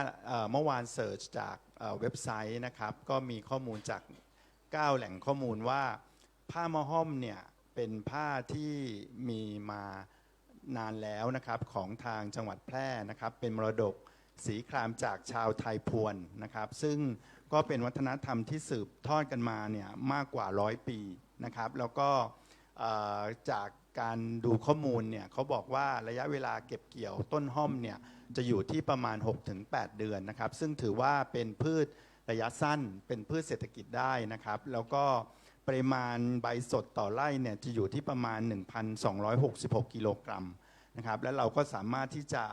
ผลิตห้อมนะครับต่อไร่เนี่ยได้ประมาณ239 กิโลกรัมนะครับข้อมูลเหล่านี้เนี่ยเป็นตัวเลขทางสถิตินะครับซึ่งเราสามารถเอาเรื่องราวเหล่านี้มาใช้ในการเล่าเรื่องราวของจังหวัดแพร่ของเราได้นะครับนอกจากข้อมูลทางสถิติแล้วเนี่ยก็ยังพูดถึงแบรนด์อาจารย์ช้างด้วยก็คือใบสีนะครับซึ่งท่านก็ผลักดันเรื่องของผ้ามอห้อมเนี่ยมาเนิ่นนานนะครับท่านเองก็มี แบรนด์ใบสีซึ่งสามารถที่จะใช้ภูมิปัญญาของเราเนี่ยต่อยอดออกมาสู่คอลเลกชันใหม่ๆนะครับซึ่งก็จะเห็นว่าใบสีเนี่ยก็เป็นที่รู้จักนะครับไม่ใช่ในจังหวัดแพร่อย่างเดียวทั้งประเทศเลยอาจารย์ช้างก็เดินสายนะครับบรรยายทั่วประเทศนะครับผมเองก็รู้จักท่านมา20 กว่าปีท่านก็ยังเดินทางนะครับในการที่จะผลักดันเรื่องราวของการใช้ภูมิปัญญาไปสู่แฟชั่นระดับสากลนะครับห้อมเองเนี่ยก็ถูกนำไปทำนวัตกรรมอื่นๆด้วยนะครับในเครื่องสำอางในกระเบื้องเซรามิกต่างๆเนื่องจากว่าห้อมนี้มีคุณสมบัติพิเศษอย่างหนึ่งก็คือว่าเป็น cooling effect นะครับถ้าเราใช้จะช่วยทำให้ลดอุณหภูมิได้เพราะฉะนั้นเนี่ยชาวนาเราในอดีตเนี่ยจะใช้ผ้าหม้อห้อมเนี่ยเป็นชุดในการทำนาเพื่อว่าจะไม่ร้อนเกินไปนะครับส่วนปัจจุบันเนี้ยเราก็พยายามจะหาจุดเด่นและอัตลักษณ์ของหม้อห้อมเนี่ยให้ไปสู่นิยามใหม่นะครับซึ่งวันนี้เนี่ยหลายๆท่านก็ได้แต่งตัวกันมาเนี่ยผมเองก็คิดว่าเมืองแพร่เนี่ยก็ชอบแต่งตัวไม่แพ้ใครนะอาจารย์วันนี้เห็นหลายท่านเนี่ยใส่เสื้อหม้อห้อมมานะครับในนิยามใหม่ของห้อมเนี่ยผมเองอยากจะผลักดันในเรื่องของ smart casual craft นะครับซึ่งเป็นการทำให้ดีไซน์เรียบง่ายมินิมอลเนี่ยมาใช้นะครับในส่วนของผ้าหม้อห้อมเนี่ยไปทำเป็นคอลเลกชันซึ่งปัจจุบันเนี้ยความเป็นมิตรกับสิ่งแวดล้อมเนี่ยเป็นเรื่องใหญ่นะครับตอนนี้เนี่ยยุโรปเองก็กำลังจะออกกฎระเบียบใหม่มาที่ถ้าผ้าเหล่านี้เนี่ยมีการผลิตที่ไม่เป็นมิตรกับสิ่งแวดล้อมเนี่ยจะส่งออกไปยุโรปไม่ได้นะครับแล้วก็สินค้าไลฟ์สไตล์ที่เป็นแฟชั่นยั่งยืนเนี่ยมาแรงมากแฟชั่นยั่งยืนไม่จำเป็นต้องขายถูกนะครับสามารถที่จะเพิ่มมูลค่าแล้วก็ใช้ราคาที่สูงขึ้นได้นะครับในภูมิภาคนี้เนี่ยแต่ละที่มีจุดเด่นไม่เหมือนใครนะครับอย่างเช่นแพร่เนี่ยเราจะมองในเรื่องของมินิมอลเป็นสไตล์เกาหลีญี่ปุ่นนะครับซึ่งกำลังร่วมสมัยเลยเรียบง่ายใช้ได้ทุกวันนะครับเพราะฉะนั้นเนี่ยเราเองก็อยากจะผลักดันกลยุทธ์อยู่3กลยุทธ์1คือการออกแบบนะครับซึ่งอันเนี้ยผมเองก็ต้องให้อาจารย์ช้างกับอาจารย์ธิลาเป็นคนที่ช่วยผลักดันนะครับส่วนเรื่องของ storytelling เนี่ยก็เป็นเรื่องสำคัญนะครับที่เราต้องเล่าเรื่องราวเหล่านี้ให้กับผู้ประกอบการเนี่ยนำไปใช้ในการทำมาร์เก็ตติ้งหรือการตลาดนะครับอันที่2ที่ท่านผู้ว่าพูดไปแล้วคือมาตรฐานนะครับเราจะต้องทำให้สินค้าของเราเนี่ยสามารถที่จะได้รับการรับรองไม่ว่าจะเป็นฉลากต่างๆที่เป็น Eco Label นะครับผลทดสอบที่มาจากห้องแลบเพื่อจะให้คุณภาพของเราเนี่ยเป็นที่ยอมรับนะครับแล้วก็เราต้องบุกตลาดที่มีศักยภาพสูงอย่างเช่นนักท่องเที่ยวในภูมิภาคเอเชียอีสต์เอเชียก็คือตะวันออกเนี่ยก็จะเป็นพวกจีนเกาหลีนะครับแล้วก็ญี่ปุ่นต่างๆนะครับเพราะฉะนั้นวันนี้เนี่ยเราเลยมีโครงการแพร่ Next เกิดขึ้นนะครับซึ่งเป็นโครงการดีๆที่เราได้ช่วยกันผลักดันนะครับไม่ว่าจะเป็นภาครัฐภาคเอกชนเนี่ยอยากจะเห็นผ้าเมืองแพร่เนี่ยไปต่อนะครับคำว่า next เนี่ยก็คือสิ่งที่เราจะเดินหน้าต่อไปนะครับวันนี้เองเนี่ยผมเองก็อยากจะเชิญชวนทุกท่านนะครับว่าเราอยากจะให้ทุกท่านเนี่ยที่มีความสนใจเนี่ยเข้ามาร่วมโครงการนะครับไม่ใช่เฉพาะผ้าหม้อห้อมนะครับผ้าตีนจกผ้าชนเผ่าสามารถเข้าร่วมโครงการนี้ได้เพราะว่าโครงการนี้เนี่ยจะช่วยกันผลักดันเนี่ยทำให้เกิดผ้าเมืองแพร่ในคอลเลกชันใหม่ๆนะครับซึ่งจะสามารถส่งเสริมให้เศรษฐกิจของเมืองแพร่เราเนี่ยสามารถเติบโตไปได้แล้วก็ทำให้คนรุ่นใหม่เนี่ยเข้ามามีส่วนร่วมกับการพัฒนาผ้าเมืองแพร่ต่อไปนะครับในรอบแรกก็ขอเท่านี้ก่อนครับขอบคุณครับก็ขอบคุณครับคุณชาญชัยนะครับผู้อำนวยการสถาบันพัฒนาอุตสาหกรรมสิงห์ทองนะครับดังนั้นเราก็จะได้เห็นว่าจากภูมิปัญญาของหม้อห้อมนะครับแล้วก็มุมมองของอาจารย์ที่ว่าควรจะต้องเป็นสินค้าประเภท smart casual ก็คือมีความร่วมสมัยแล้วก็สามารถเข้าถึงได้นะครับสอดคล้องกับธรรมชาติแล้วก็ความยั่งยืนอันนี้เป็นสิ่งที่เป็นคอนเซปต์ที่ทางอาจารย์ได้นำเสนอนะครับอันดับต่อไปขอเชิญอาจารย์ช้างนะครับได้มาแชร์ประสบการณ์ในเรื่องมุมมองของผ้าหม้อห้อมที่จะก้าวไปสู่ความเป็นสากลครับเชิญครับคือสวัสดีทุกท่านนะครับคือจริงๆแล้วเนี่ยอยากจะพูดถึงเรื่องผ้าแพร่ดีกว่าเอาขอเป็นเซตแรกนะครับอันนี้เป็นเซตที่2ครับก็จะเล่าให้ฟังรวมทั้งเล่าให้พี่อ้อยฟังด้วยนะครับคือพี่อ้อยเนี่ยเป็นดีไซเนอร์ในดวงใจตั้งแต่เริ่มทำอาชีพมานะครับเพราะว่าติดตามผลงาน แล้วก็ได้กลับมาอยู่บ้านนะครับแล้วก็ทำเมื่อกี้ผอ.ชันชัยบอกว่าแบรนด์บายสีที่ทุกคนรู้จักเนี่ยนะครับตั้งแต่ 2534 นี่คือกลับมาแล้วก็เริ่มทำตั้งแต่ 231 นะครับ 34 นี่คือเดินเข้าไปสำนักงานพาณิชย์จังหวัดแล้วก็จดทะเบียนเลยครับเป็นชื่อนี้เลยครับตั้งแต่3134 จนถึงปัจจุบันนี้นะครับก็ร่วม30 กว่าปีนี่ก็จะมีเขาเรียกแนวความคิดที่ไม่เคยเปลี่ยนเลยนะครับก็คือเรื่องของการเอาทุนวัฒนธรรมมาใช้นะครับอย่างถ้าจะพูดถึงผ้าแพร่จริงๆแล้วเนี่ยทั้งท่านผู้ว่าพูดเมื่อกี้นะครับแล้วก็ผอ.ชันชัยก็จะเน้นเรื่องหม้อห้อมใช่ไหมครับแต่จริงๆแล้วเนี่ยผ้าแพร่เนี่ยมีทั้งตัวหม้อห้อมซึ่งเราโชคดีมากนะครับตรงที่ว่าคำว่าหม้อห้อมเนี่ยมันเหมือนกับถ้าสมมติว่าถามทุกท่านในนี้มะขามหวานจังหวัดอะไรฮะเห็นไหมทุกคนตอบเพชรบูรณ์หมดแล้วหม้อห้อมล่ะครับเห็นไหมไม่มีใครบอกจังหวัดอื่นเลยอันนี้คือความโชคดีของเราตรงนี้ว่าไม่มีใครมาแย่งซีนตรงนี้เราได้เลยนะครับดังนั้นเนี่ยในการที่จะพัฒนานี่หมายถึงว่าทุนตรงนี้เรามีเพียงพอที่จะพัฒนาต่อยอดไปได้นะครับทีนี้จะพูดถึงว่าในผ้าแพร่เนี่ยนอกจากตัวมะห้อมแล้วเนี่ยเมื่อกี้เราพูดถึงเรื่องของชาติพันธุ์ใช่ไหมครับตัวเราเองที่พูดภาษาคำเมืองเนี่ยเราก็จะเป็นชาติพันธุ์ยวนหรือโยนกนะครับนอกจากนั้นแล้วเนี่ยซึ่งหลายท่านเนี่ยอาจจะไม่ค่อยรู้จักตัวผ้านะครับก็คือผ้าของชนเผ่านะครับชนเผ่าที่ผ้าสวยในจังหวัดแพร่เนี่ยเท่าที่ผมเอาตัวผ้ามาใช้นี่ก็จะมีอยู่3ชนเผ่านะครับก็จะมีมงนี่ก็จะมีอยู่ที่แม่แรมกับห้วยห้อมครับแล้วก็ที่หลายคนแทบจะไม่รู้จักเลยก็คืออาขานี่อยู่ที่บ้านแม่พร้าวอำเภอ2นะครับแล้วก็อีกชาติพันธุ์หนึ่งก็จะเป็นกะเหรี่ยงซึ่งกะเหรี่ยงเนี่ยที่จังหวัดแพร่เนี่ยเมื่อกี้พี่อ้อยก็ถามว่ากะเหรี่ยงที่แพร่มีเยอะ17 หมู่บ้านนะครับเรามีตั้ง17 หมู่บ้านดังนั้นเนี่ยอย่างเช่นอันนี้เนี่ยตัวเสื้อที่ผมเอามาผสมกับยีนนะครับข้างล่างนี่คือผ้าทอของบ้านค้างใจอำเภอบางชิ้นซึ่งเป็นชาติพันธุ์กะเหรี่ยงครับต่อไปได้เลยครับอันนี้ก็เหมือนกันเมื่อกี้เป็นผ้าทอผ้าถุงโดยใช้เทคนิคมัดหมี่ใช่ไหมครับส่วนข้างล่างเนี่ยก็จะเป็นผ้าปักเม็ดเดือยอันนี้จะเป็นผ้าดั้งเดิมเลยนะครับผ้าดั้งเดิมก็คือผมตัดมาจากตัวเสื้อที่เป็นเสื้อกะเหรี่ยงใส่กับผ้าถุงนะครับแล้วก็เอามาผสมกับยีนซึ่งทำให้มันดูทันสมัยขึ้นอันนี้แหละที่จะมาให้ดูตรงที่ว่าด้านบนซ้ายนะครับอันนี้คือผ้าปักอาขาที่อยู่ที่อำเภอแม่พร้าวซึ่งหลายคนไม่รู้จักผมก็ใช้วิธีซึ่งบ้านนี้เป็นบ้านที่ไปยากมากนะครับยากมากแล้วก็ก่อนที่จะถึงหมู่บ้านก็จะมีม่อนจ๊ะจ๋าท่านทราบไหมว่าคืออะไรจะเป็นพื้นที่เดียวนะครับในหมู่บ้านที่มีสัญญาณโทรศัพท์เขาเรียกม่อนจ๊ะจ๋าดังนั้นเนี่ยใครจะเข้าไปก็ต้องสั่งเสียตรงนี้ก่อนเพราะว่าพอเข้าไปในหมู่บ้านแล้วแทบจะไม่มีสัญญาณนะครับอันนั้นจะเป็นผมก็ใช้วิธีเอาชิ้นเล็กๆแล้วก็ไปให้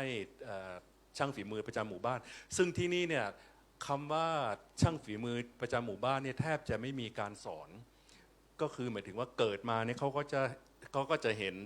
ปู่ย่าตายายทำดังนั้นเนี่ยไม่ว่าจะเป็นผู้หญิงคนไหนในหมู่บ้านนะครับสามารถปักผ้าได้เลยนะครับเหมือนกับเกิดมาแล้วก็ปักได้เลยนะครับคือเขาปักได้เลยผมก็เอางานดั้งเดิมนะครับมาใช้ในการตกแต่งนอกจากนั้นก็จะมีตีนจกนะครับส่วนสีน้ำเงินเนี้ยอันเนี้ยถึงแม้จะไม่สวยเท่าไหร่นะครับแต่ว่าก็ด้วยความภาคภูมิใจอันนี้คือเป็นผ้าบาติกมงนะครับอันนี้ทำที่แม่แรมใช่ไหมครับกำลังติดต่อผอ.หลิมอยู่ว่าจะติดต่อช่างเขียนคนนี้มาเพราะว่าตอนนี้เดี๋ยวช่วงที่2ผมจะเล่าให้ฟังว่ากำลังทำคอลเลกชันใหม่ล่าสุดนะครับภาพต่อไปครับ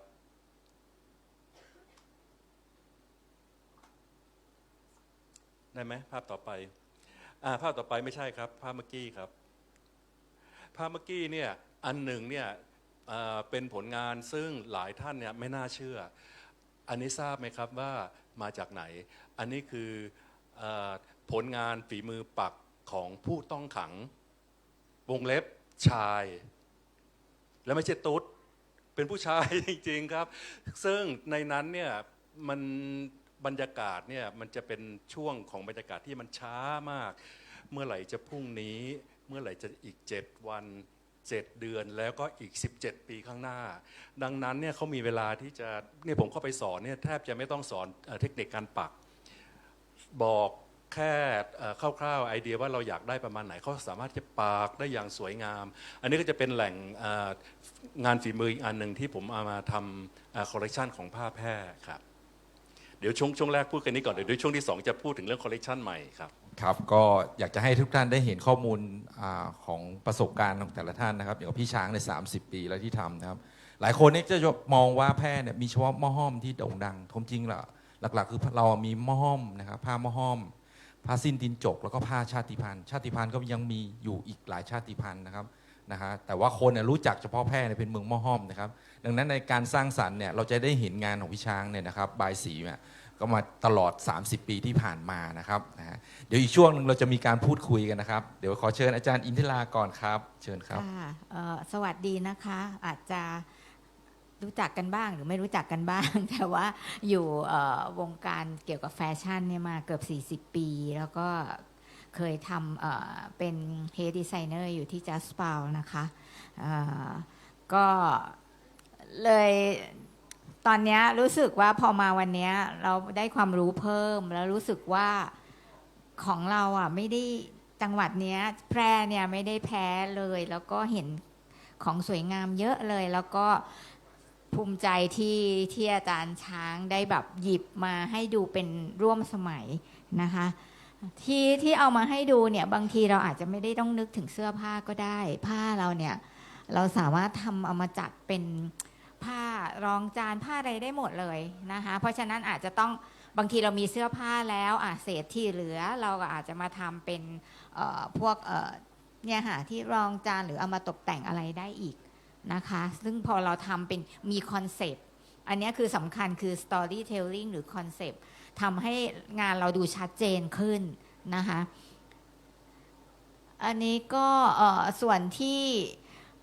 ทำไมเราจะต้องไปสู่สากลทำไมเราต้องให้โลกเราอย่ามองกันเองอะค่ะบางทีเรามองกันในประเทศนะเราอาจจะเห็นความงามของเราแหละใช่แต่เราต้องให้คนทั่วโลกอะเราต้องให้โลกมองเห็นเราไม่ใช่เรามองกันเองอยู่แค่ในประเทศนะคะเพราะฉะนั้นมันเกี่ยวเนื่องหลายอย่างทีเดียวเลยคือทั้งเมื่อเรามีของดีของสวยแล้วเราต้องมาปรับแค่นิดเดียวเองแล้วก็การสื่อสารให้คนเห็นเนี่ยมันเป็นสิ่งสำคัญมากการสื่อสารให้ดูเป็นสากลไม่ใช่การสื่อสารยังไงก็ดูอยู่เป็นทำกันเองสวยกันเองไม่ใช่แล้วค่ะเราจะต้องสื่อสารให้คนต่างประเทศไม่ว่าจะเป็นยุโรปอเมริกาหรือว่าทางเอเชียด้วยกันเขามองมาว่าเราก็อยู่ในมาตรฐานสากลนะไม่ใช่สวยกันอยู่ในประเทศของเราเองเราต้องดูว่าอะไรคือสิ่งที่เขาเรียกว่าสวยและเป็นที่ยอมรับซึ่งเราก็เดี๋ยวจะช่วยกันพัฒนาเพราะของเรามีดีอยู่แล้วมันไม่ยากเลยค่ะอย่างที่บอกเนี่ยบางทีเสื้อหม้อห้อมหรืออะไรอย่างเงี้ยค่ะอยู่ที่โครงอยู่ที่แพทเทิร์นอยู่ที่การนำเสนอนะคะอันนี้คือพูดในเรื่องของการนำเสนอเนาะเพราะว่าเรื่องฝีมือเรื่องความรู้ต่างๆเนี่ยอาจารย์2 ท่านมีความรู้แน่นอยู่แล้วนะคะเนี่ยค่ะบางทีเราเอามาอย่างเมื่อกี้เหมือนของอาจารย์ช้างที่ว่าเอาผ้าเดนิมมาผสมกับหม้อห้อมหรืออะไรหรือการทำลายต่างๆให้มันโมเดิร์นสากลหรือการตกแต่งขึ้นมาเราไม่จำเป็นต้องใช้ทั้งชิ้นเราอาจมาทำแพทเวิร์กหรืออะไรต่างๆเรามาผสมและลายให้มันสากลให้มันทันสมัยนะคะบางทีเราอาจจะอยู่ที่การเห็นเยอะๆมองเยอะๆหาข้อมูลเยอะๆแล้วเดี๋ยวนี้เรา มีอินเทอร์เน็ตนะคะเราหาข้อมูลได้เรามองเราเห็นเยอะๆเลยซึ่งมันจะเป็นประโยชน์เพราะว่าอย่างตัวเองเนี่ยก็ต้องดูเกือบทุกสื่อเลยค่ะว่าแฟชั่นไปถึงไหนแล้วนะคะอย่างเนี้ยคิดดูสิคะผ้าอย่างนี้มาทำเครื่องประดับก็ได้มันไม่จำเป็นต้องเป็นเสื้อผ้าเครื่องประดับเก๋ๆเป็น contemporary jewelry ได้นะคะเป็นแฟชั่น jewelry ได้นะคะเราเอามาผสมผสานกันได้หมดกระเป๋าหรือใดๆเนี่ยค่ะมันก็จะเป็นการนำเสนออะไรที่มันใหม่ขึ้นมาเราพยายามให้ตัวเองออกจากกรอบเดิมๆมันก็จะช่วยได้นะคะออกกรอบแล้วกลัวอะไรมีอาจารย์แนะนำเยอะแยะนะคะทำให้มันพอดีได้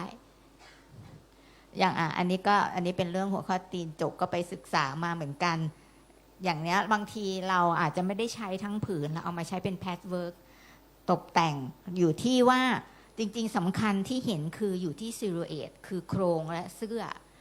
แพทเทิร์นหรือการนำเสนอนะคะเป็นสิ่งที่เราจะต้องช่วยกันทำแล้วค่ะของดีมีอยู่เราทำยังไงให้มันออกมาแล้วมันเป็นที่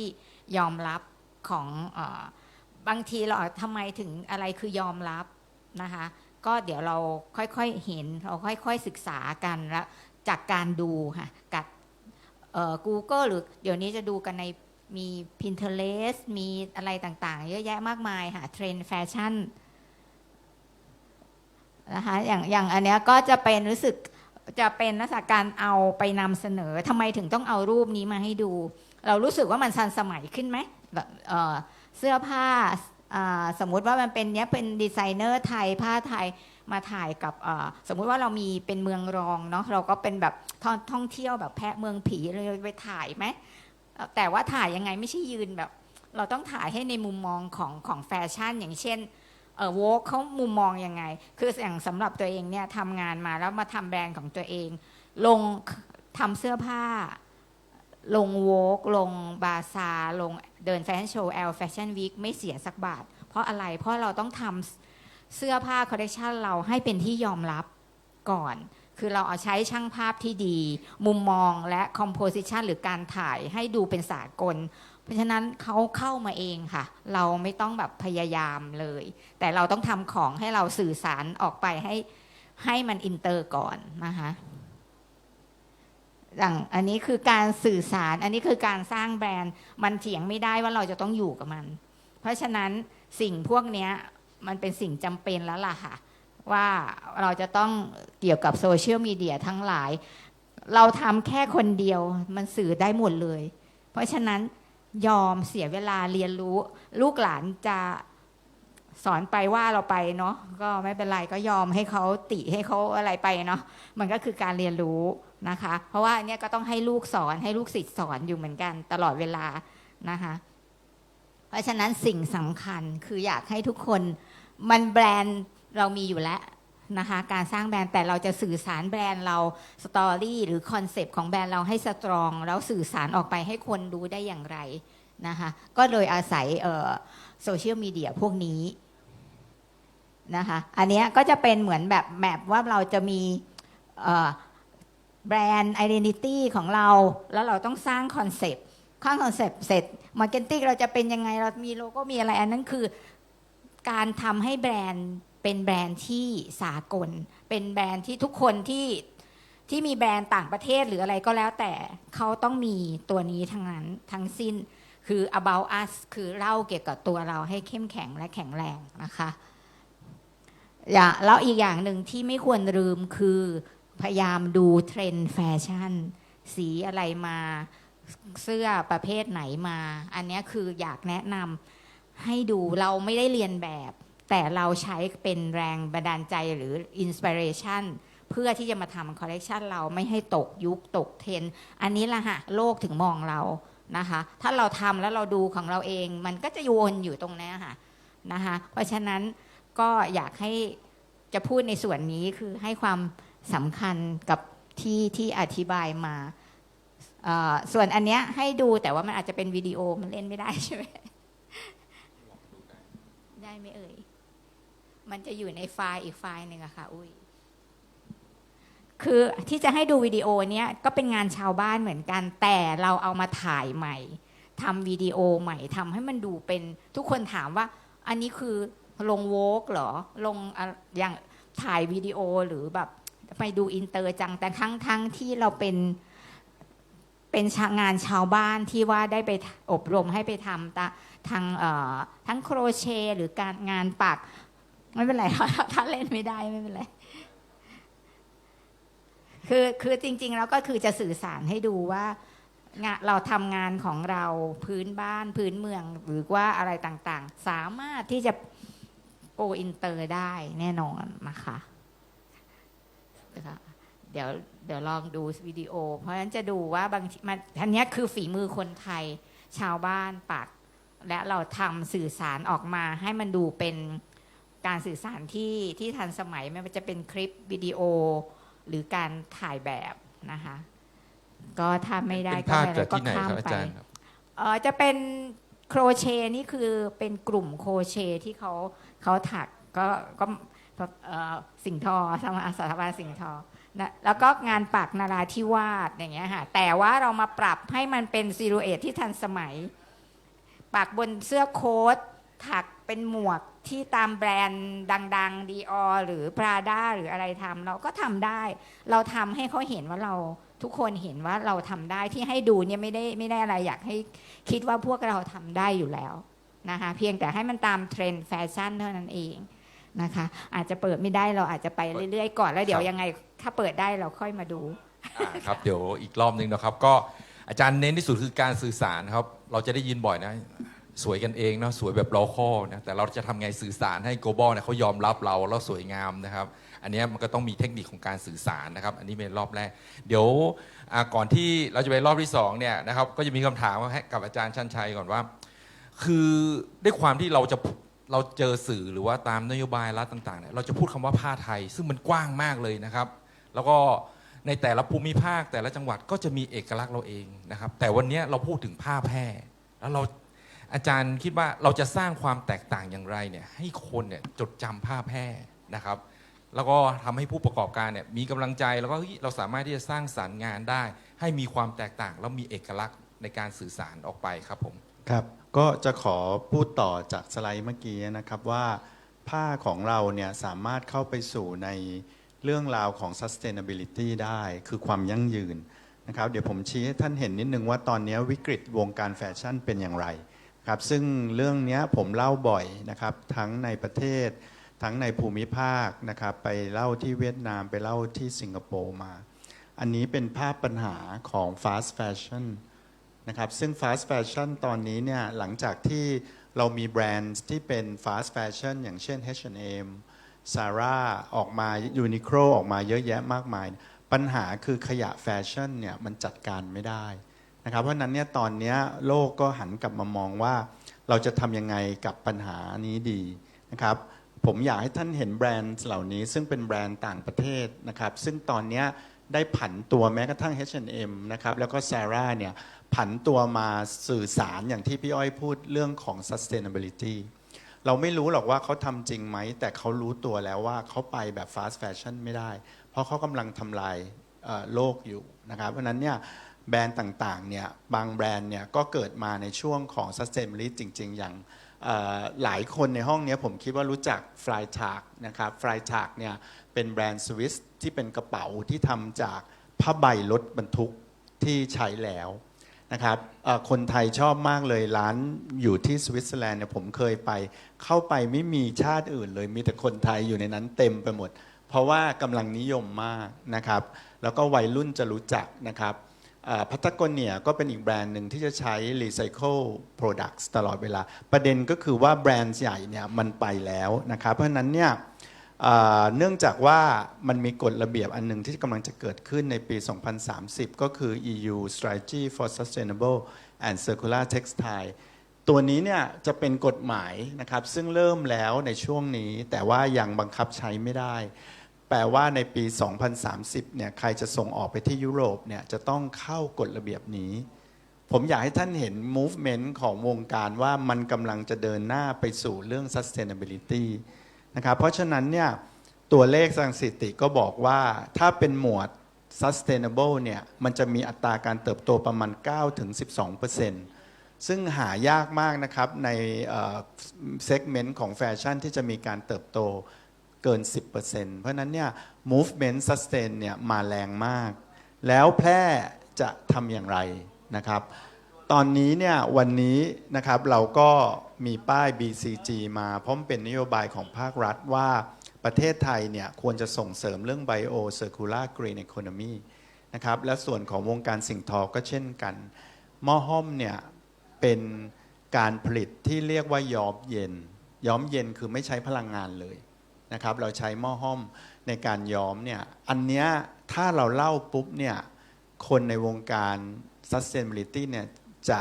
มีความสนใจเป็นอย่างมากแต่ถ้าเราไม่เล่าอย่างพี่อ้อยว่าก็ไม่มีใครทราบนะครับเพราะนั้นเนี่ยผมเลยอยากจะใช้กลยุทธ์ BCG ผสานกับ Soft Power เนี่ยเป็นกลไกหลักในการดันผ้าหม้อห้อมหรือผ้าเมืองแพร่ของเรานะครับเราทำได้อย่างไรหนึ่งเนี่ยเราจะต้องสร้างมูลค่าของมันขึ้นมานะครับใช้เรื่องราวของเราเนี่ย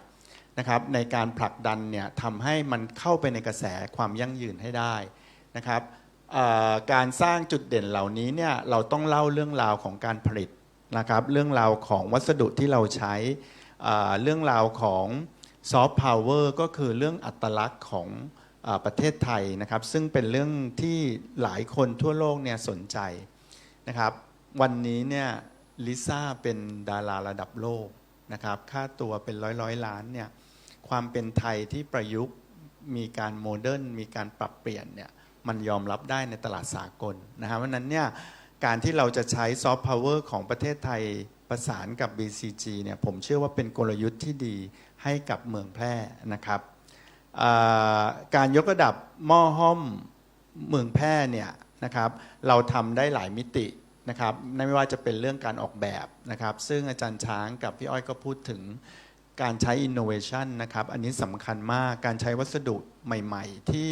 เป็นมิตรกับสิ่งแวดล้อมเนี่ยจะช่วยทำให้ผ้าย้อมห้อมเนี่ยมีคาแรคเตอร์มากขึ้นนะครับเดี๋ยวผมมีรายละเอียดให้ branding storytelling จำเป็นนะครับเมื่อกี้พี่อ้อยแตะเรื่อง branding ไปแล้วเพราะว่าถ้าเราไม่มีแบรนด์เนี่ยเราจะกลายเป็น OEM ก็คือรับจ้างผลิตนะครับในขณะที่เรามีแบรนด์เนี่ยเราก็จะสามารถสร้างมูลค่าเพิ่มให้กับสินค้าเราได้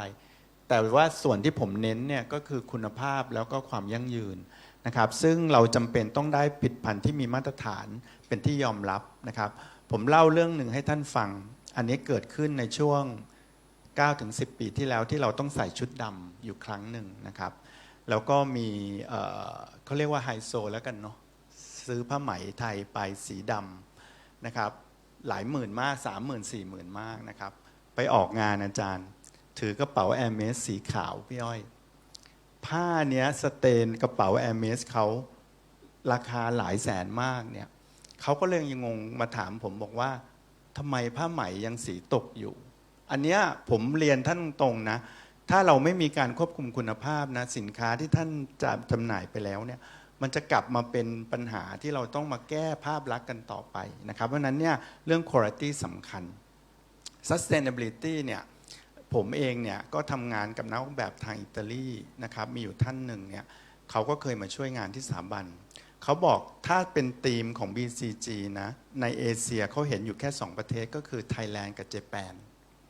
ที่มีภูมิปัญญาที่มันสอดคล้องกับเรื่อง circular เรื่อง bio เรื่อง green เพราะนั้นเนี่ยฐานเรามีแล้วอย่างที่อาจารย์ช้างพูด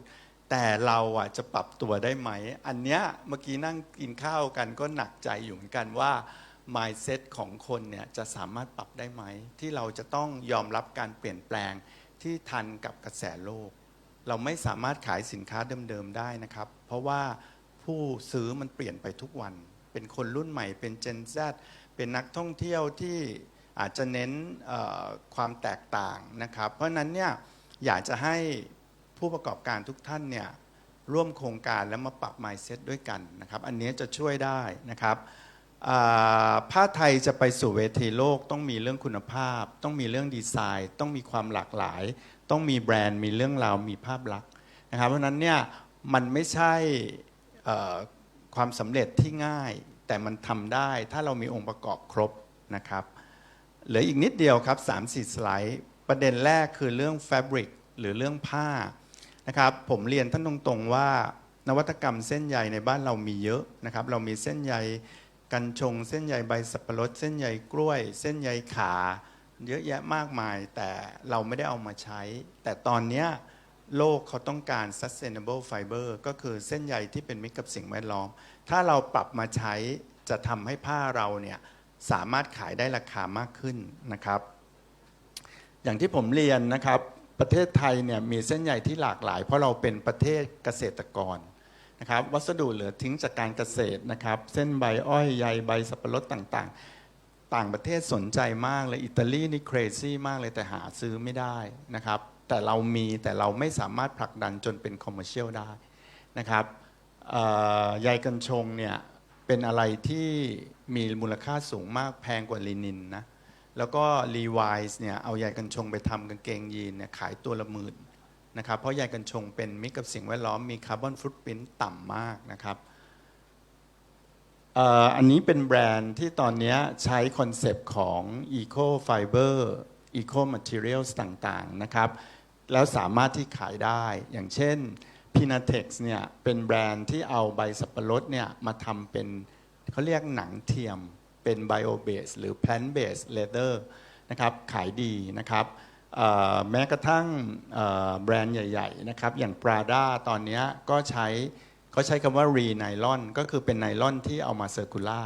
เพราะฉะนั้นเนี่ยการใช้ sustainability เข้าไปในแบรนด์เข้าไปในสินค้าเนี่ยกำลังเป็นที่นิยมมากนะครับ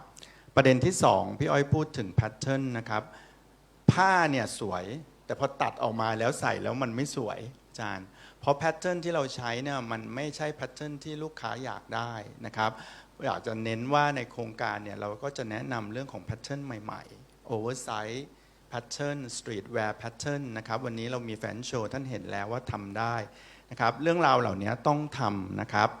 อีกอันนึงก็คือการออกแบบที่เป็นมิตรกับสิ่งแวดล้อมคือเราต้องเน้น eco design อย่าให้มี waste เยอะนะครับอาจจะใช้waste เหล่านั้นกลับมาทำเป็นชุดต่างๆได้และเวลาตัดเย็บ pattern ต่างๆเนี่ยต้องเป็นลักษณะของ zero waste ไว้เนี่ยและเราเล่าเรื่องราวจะดีมากนะครับอันนี้เป็นเทคโนโลยีในการออกแบบซึ่งตอนนี้ไปไกลมากนะครับเรื่องของการใช้ AI เรื่องของ 3D เข้ามาช่วยในการ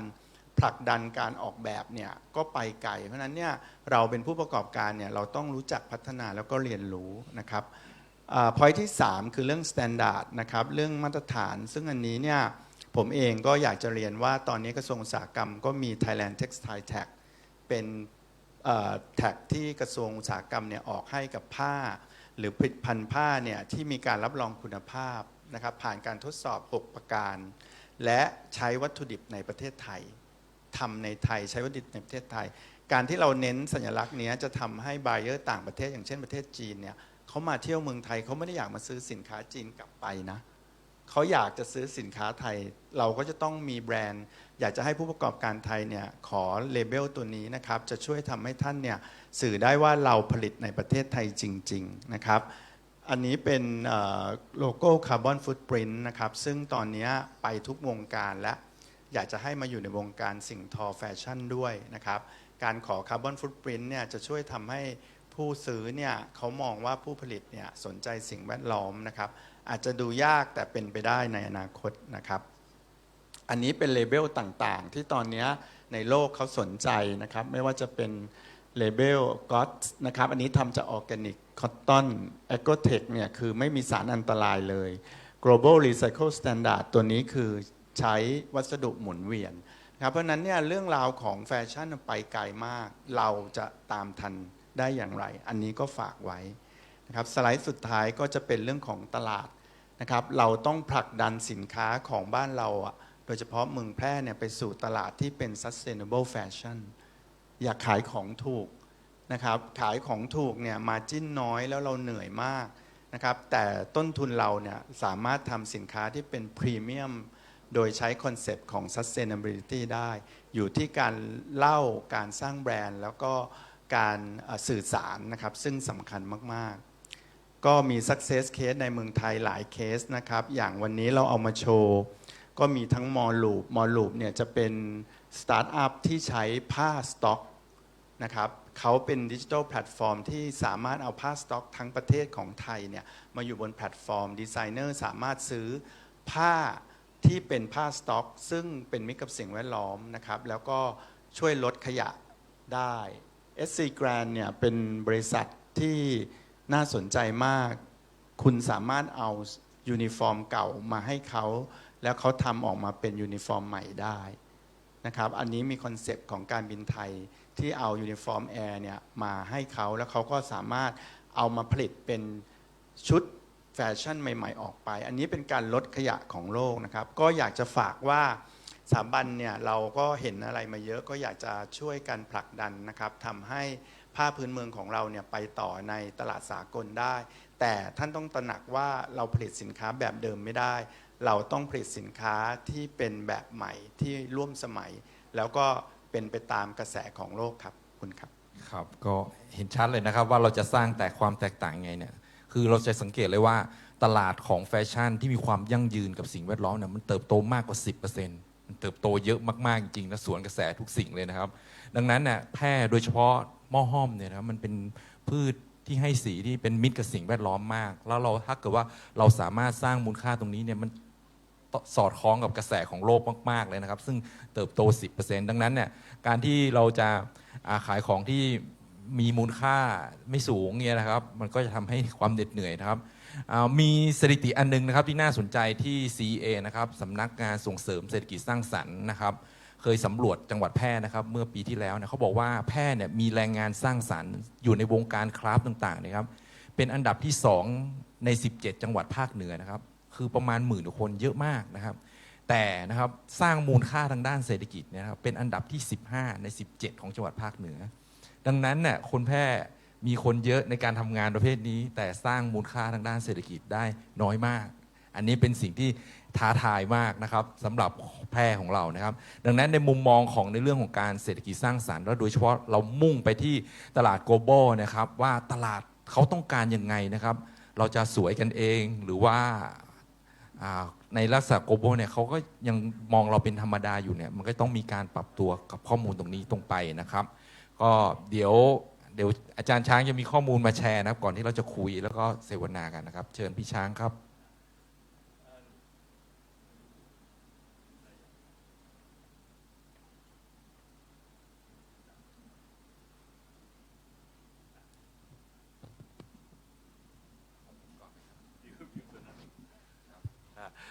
ในรอบนี้นี่ผมจะเน้นในเรื่องของดีไซน์เมื่อกี้ฟังพี่อ้อยพูดถึงว่าสวยเราแล้วสวยเขาหรือเปล่าเนี่ยครับคือบางทีเนี่ยเราเดินแฟชั่นอยู่ในห้องนี้ใช่ไหมครับแล้วก็ว่าสวยแต่ว่าทำยังไงให้สวยที่จีนสวยที่ยุโรปสวยที่ญี่ปุ่นแล้วก็สวยที่อเมริกาหรือทั่วโลกได้นะครับอันนี้เป็นคอลเลกชันใหม่ล่าสุดของผมเลยครับเพิ่งลงFacebook ส่วนตัวเนี่ยเมื่อวันจันทร์ที่ผ่านมานี่เองครับแล้วก็ลงที่เพจบายสีเป็นครั้งแรกที่ผมตะลึงมากตรงที่ว่ามีคนไปกดไลค์300 กว่าซึ่งไม่เคยมีใครไปกดไลค์อย่างนี้เลยนะครับแต่ในนี้ผมจะเล่าให้ฟังว่าที่เห็นอย่างนี้นะหลายคนบอกว่าเหมือนแอฟริกาจังเลยเหมือนลายแอฟริกาแต่จริงๆแล้วนี่นะครับลายที่ผมมาออกแบบเนี่ยมันคือลายชาติพันธุ์ชนเผ่าของบ้านเรา3ชนเผ่านะครับดังนั้นเนี่ยคอลเลกชันนี้จะใช้ชื่อคำว่าบ้านบนค้างใจเนื่องจากชอบคำนี้มากครับพี่อ้อยก็คือคำว่าบ้านบนเนี่ยจะเป็นชื่อเรียกเผ่ามงซึ่งน่ารักมากแทนที่จะเรียกเขาแมวอะไรอย่างเงี้ยนะครับบ้านบนเรามีคำว่าบ้านบนเนี่ยอย่างเช่นว่ากะหล่ำมาจากไหนอ๋อเขาปลูกที่บ้านบนดูชื่อน่ารักดีผมก็เลยมาเป็นชื่อคอลเลกชันนี้ส่วนค้างใจนี่คือชื่อของหมู่บ้านกะเหรี่ยงที่ตำบลแม่ปากอำเภอวังชิ้นจังหวัดแพร่เราเนี่ยนะครับแล้วก็ตำบลเลยนะครับตำบลแม่เกิง ตำบลแม่เกิงนะครับอันนี้เป็นของใกล้ตัวมากก็คือของที่เรารู้จักคุ้นเคยแต่ว่าทำยังไงให้ทำออกมาแล้วมันเป็นสากลอันนี้ก็จะเป็นอันหนึ่งซึ่งผมได้เอาทั้งสีที่เป็นมิตรต่อสิ่งแวดล้อมเมื่อกี้นะครับมาผสม มาผสมกับสีเคมีไม่ใช่ผสมนะครับหมายความว่าเอามาตัดต่อกันบางผืนนี่ก็เป็นธรรมชาติบางผืนนี่ก็เป็นเคมีเช่นกับในชีวิตจริงของเราในทุกวันนี้นะครับอย่างเช่นบางคนเนี่ยใส่เสื้อใยธรรมชาติย้อมสีธรรมชาติแต่ทำสีผมนึกออกไหมฮะสีผมนี่คือไฮโดรเจนเปอร์ออกไซด์แบบเข้มข้นทั้งเหม็นแล้วก็แสบบางคนนี่คือ4 ชั่วโมงอะกว่าจะสวยดังนั้นเนี่ยผมก็เลยไม่เขาเรียกไม่อะไรนะไม่ถึงกับว่าจะต้องเป็นธรรมชาติทั้งหมดเราก็มาผสมกันอย่างเช่นด้านบนนี้นะครับเป็นสีที่ย้อมมาจากลูกจากจังหวัดแถวสมุทรสงครามสมุทรสาครประมาณนี้ครับเพราะว่าที่นั่นจะมีลูกจากที่อยู่ในน้ำกร่อยเยอะแล้วก็นอกนั้นลายที่เห็นเนี่ยบางทีจะเป็นลายจริงๆหลายคนในนี้น่าจะใส่ครับเป็นลายของม้งเล็กๆเขาเรียกว่าไทนี่สเกลก็คือเล็กมากแต่ผมเนี่ยเอามาจัดวางองค์ประกอบใหม่แล้วก็ขยายด้วยการใช้ศาสตร์ของการออกแบบช่วยนะครับภาพต่อไปครับเลื่อนขึ้นอันนี้เนี่ยเดี๋ยวต้องฝากผอ.หลิมนะครับว่าอันนี้จริงๆผอ.หลิมเห็นแล้วคุ้นๆไหม จริงๆแล้วมันคือลายอาแดงเนี่ยจะเป็นลายของชาติพันธุ์ชนเผ่ากะเหรี่ยงนะครับความจริงมันนิดเดียวเองครับมันแค่นี้ครับกลมแค่นี้ครับแต่ผมเอามาทำเต็มหลังเลยเป็นกลมใหญ่ซึ่งคนกะเหรี่ยงเองปักก็ยังบอกว่าเกิดมายังไม่เคยปักอาแดงใหญ่เท่าโลกอย่างนี้ครับจริงๆแล้วมันคือของที่เราคุ้นเคยเพียงแต่ว่าเปลี่ยนหน้าที่เปลี่ยนสถานะเปลี่ยนตำแหน่งการจัดวางโดยเฉพาะอย่างยิ่งบางทีเนี่ยแค่เปลี่ยนสีมันก็รู้สึกแปลกนะครับแล้วก็เสื้ออันนี้คือละมุกอย่างหนึ่งของผมนะครับก็คือชอบทำเสื้อหน้าหลังไม่เหมือนกันด้านซ้ายนี่จะเป็นด้านหน้านะครับด้านขวาเป็นด้านหลังแล้วก็ปกติแล้วอาแดงนี่เขาไม่ได้ปักแบบนี้เขาจะแทรกอยู่ในเม็ดเดือยเป็นระเบียบก็คือแปะไม่มีแต่อันเนี้ยคือเหมือนกับเราเอาเม็ดถั่วแล้วก็แล้วแต่ว่ามันจะไปตกตรงไหนนะครับภาพต่อไปครับได้ไหมภาพต่อไปอันนี้มนุษย์ก่อนคอมพิวเตอร์คืออย่างเงี้ยไม่เป็นดังนั้นต้องใช้เหมือนพี่อ้อยเมื่อกี้นะครับบางอย่างนะครับให้ลูกศิษย์เป็นคนสอนแทนที่ครูจะสอนลูกศิษย์อันนี้ลูกศิษย์มาสอนอันนี้เนี่ยผมลงแล้วก็บอกว่าหลายคนบอกว่าเหมือนแอฟริกาเลยจริงๆแล้วคือลายอะไรหรือเปล่าฮะอันนี้เป็นลายอาขาบ้านแม่พร้าวแล้วก็เป็นเทคนิคผมไปค้นในศัพท์ภาษาอังกฤษเนี่ยเขาเรียกว่า double patchwork ก็คือไม่ใช่ double เขาเรียกว่าreverse patchwork ก็คือเอาผ้า2 สีนะครับอย่างเช่นสมมติว่าง่าสีขาวกับดำเอาขาวเนี่ยมาแปะบนดำแล้วก็ตัดแล้วก็สอยเก็บเข้าไปเทคนิคของเราเรียกว่าปักจิกมีทั้งของอาขาแล้วก็ของมงนะครับผมก็เอาลายจริงๆอันนี้ก็เหมือนกันนิดเดียวแต่ผมเอามาทำเยอะแล้วก็ปกติเขาจะทำสีแบบแดงสดเหลืองหม้อห้อมอะไรอย่างเงี้ยครับลองเปลี่ยนมาเป็นสีน้ำตาลมันก็แล้วก็มาจัดวางใหม่มันก็จะทำดูเป็นโมเดิร์นยิ่งขึ้นต่อไปครับอันนี้ก็เหมือนกันอันนี้ก็เอามาจัดวางใหม่แล้วก็เมื่อกี้พี่อ้อยพูดถึงเรื่องการสื่อสารอันนี้เป็นใหม่ล่าสุดเลยนะครับซึ่งเป็นประสบการณ์ที่ผมคิดว่าอยากจะเอามาเล่าสู่กันฟังในโอกาสต่อไปซึ่งถ้าเกิดว่าผู้ประกอบการที่เข้าโครงการใช่ไหมครับอันนี้มันเป็นแพลตฟอร์มซึ่งหลายท่านไม่ทราบรู้จักแพลตฟอร์มชื่อว่า Etsy ไหมครับ ESTYมันจะเหมือนกับ Shopee หรือ Lazada แต่ว่าอันนี้เขาจะขายของงานหัตถกรรมไม่มี3 ชิ้น100ไม่มีอันละ25อันเนี้ย 2,800 19,000อะไรเงี้ยครับเดี๋ยวเข้าไปดูแล้วก็ล่าสุดนี่นะด้วยความที่ผมเพิ่งประสบเจอมาเมื่อสักอาทิตย์ที่แล้วนี่เองก็คือมีน้องผู้หญิงคนหนึ่งนะครับเป็นคนบ้านร้องเข็มอำเภอร้องกวางจังหวัดแพร่เดินเข้ามาหานะครับบอกว่ามีคนแนะนำ ให้มาคุยกับอาจารย์ช้างหรือลุงช้างนะครับคุยไปคุยมาปรากฏว่าน้องคนนี้ตอนนี้เป็นโปรแกรมเมอร์จบวิศวะหุ่นยนต์ที่พระจอมเกล้าบางมดแล้วก็เป็นอาชีพโปรแกรมเมอร์แล้วเขาก็บอกว่าหนูเหมือนกับว่าเดินทางผิด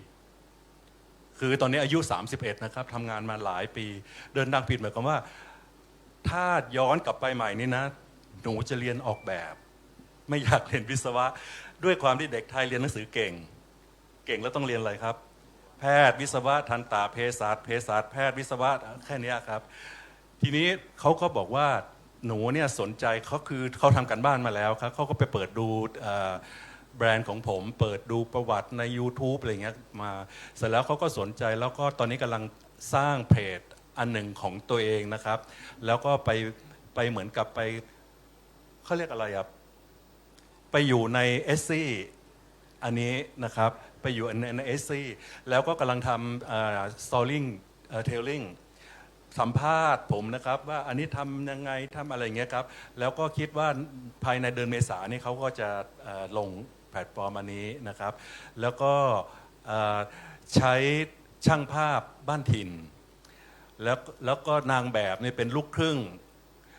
นางแบบเป็นลูกครึ่งเดินเข้ามานี่นะครับปรากฏว่าพูดเมียงแล้วก็บอกว่าหนูเนี่ยเกิดที่เยอรมัน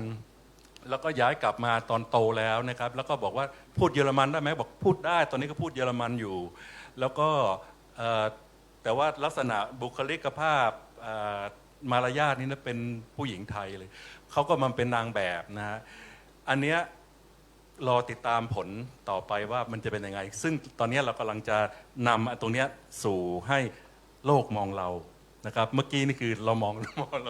เราเองใช่ไหมอันนี้ก็จะเป็นตัวอย่างอันหนึ่งซึ่งจริงๆแล้วมันก็คือ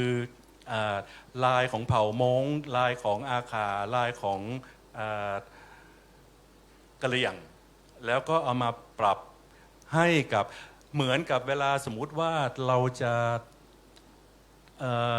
ทำอาหารไทย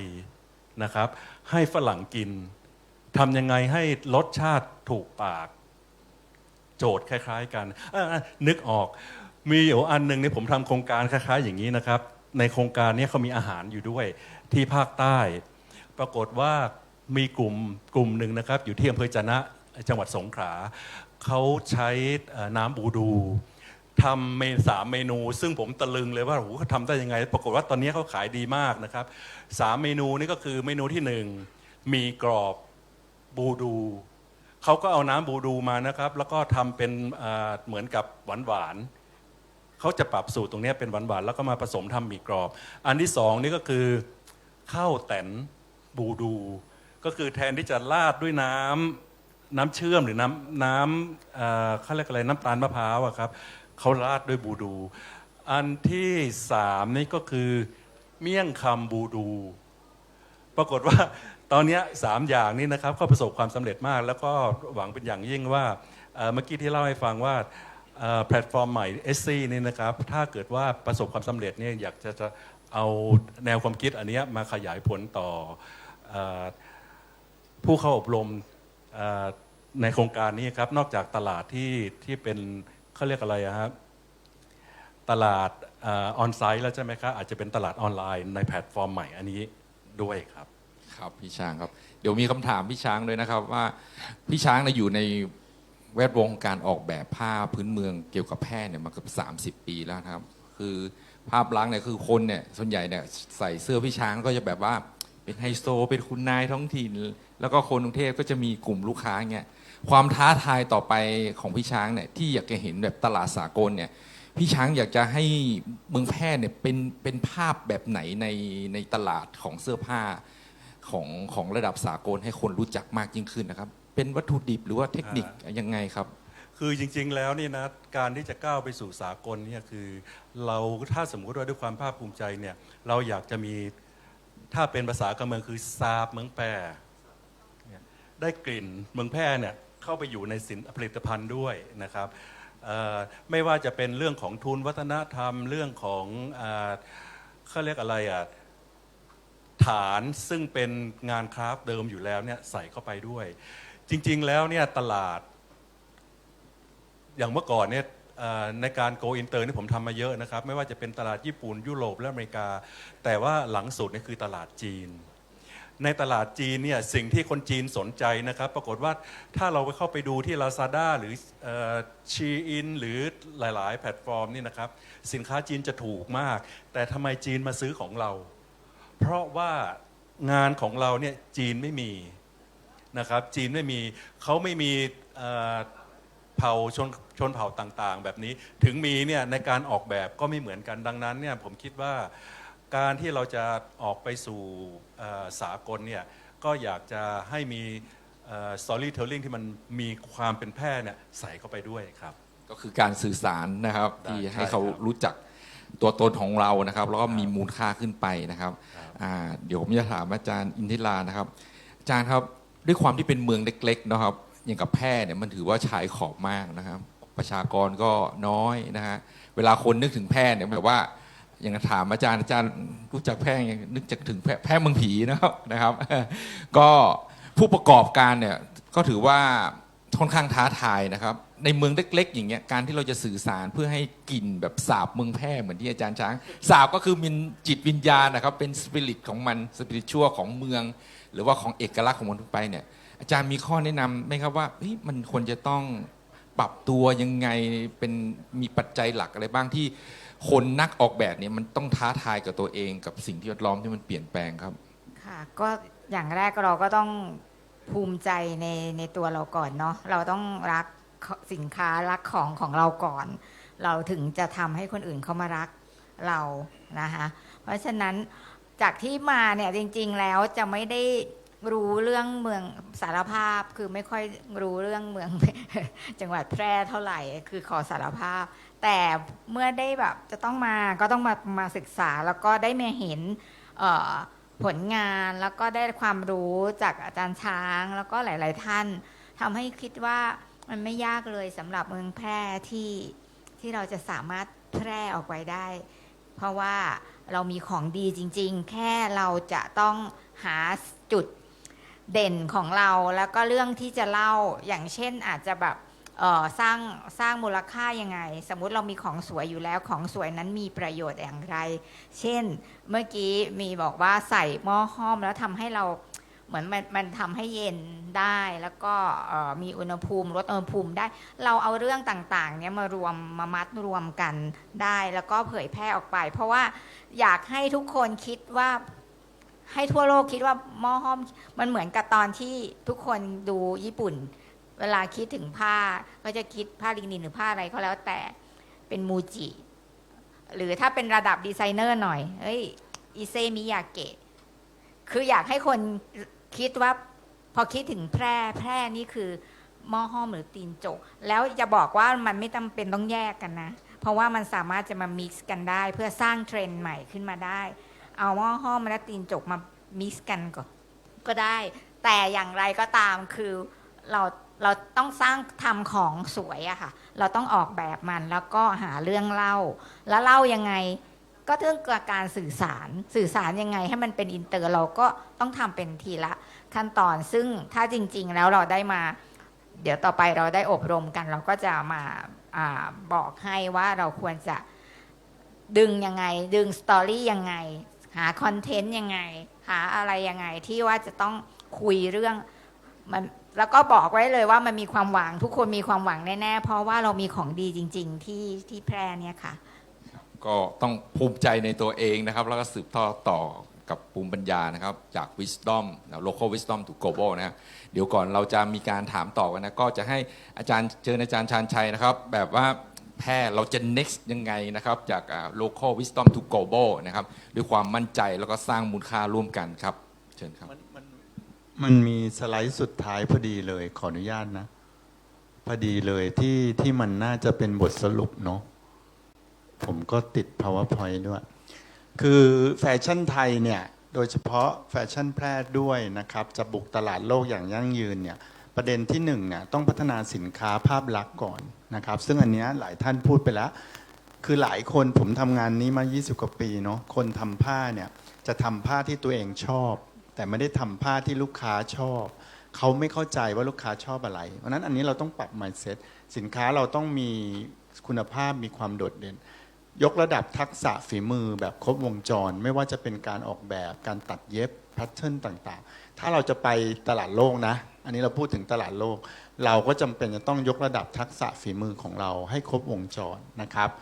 ขยายช่องทางจัดจำหน่ายที่หลากหลายเมื่อกี้อาจารย์ช้างพูดถึงออนไลน์ด้วยเพราะฉะนั้นเนี่ยออนไซต์ออนไลน์ต้องไปด้วยเราต้องพาผู้ประกอบการไปรู้ว่าตลาดต่างประเทศเขามองอะไรนะครับซึ่งรัฐนะครับข้อสุดท้ายเนี่ยภาครัฐต้องสนับสนุนนะครับผมฝากอุตสาหกรรมจังหวัดด้วยนะครับท่านต้องทำโครงการอย่างนี้บ่อยๆทุกปีนะครับแล้วก็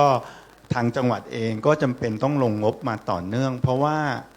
ที่เราเห็นเจแปนเกาหลีเขาไปได้เนี่ยมันมีคอนเซปต์ของการผลักดันจากภาครัฐทั้งหมด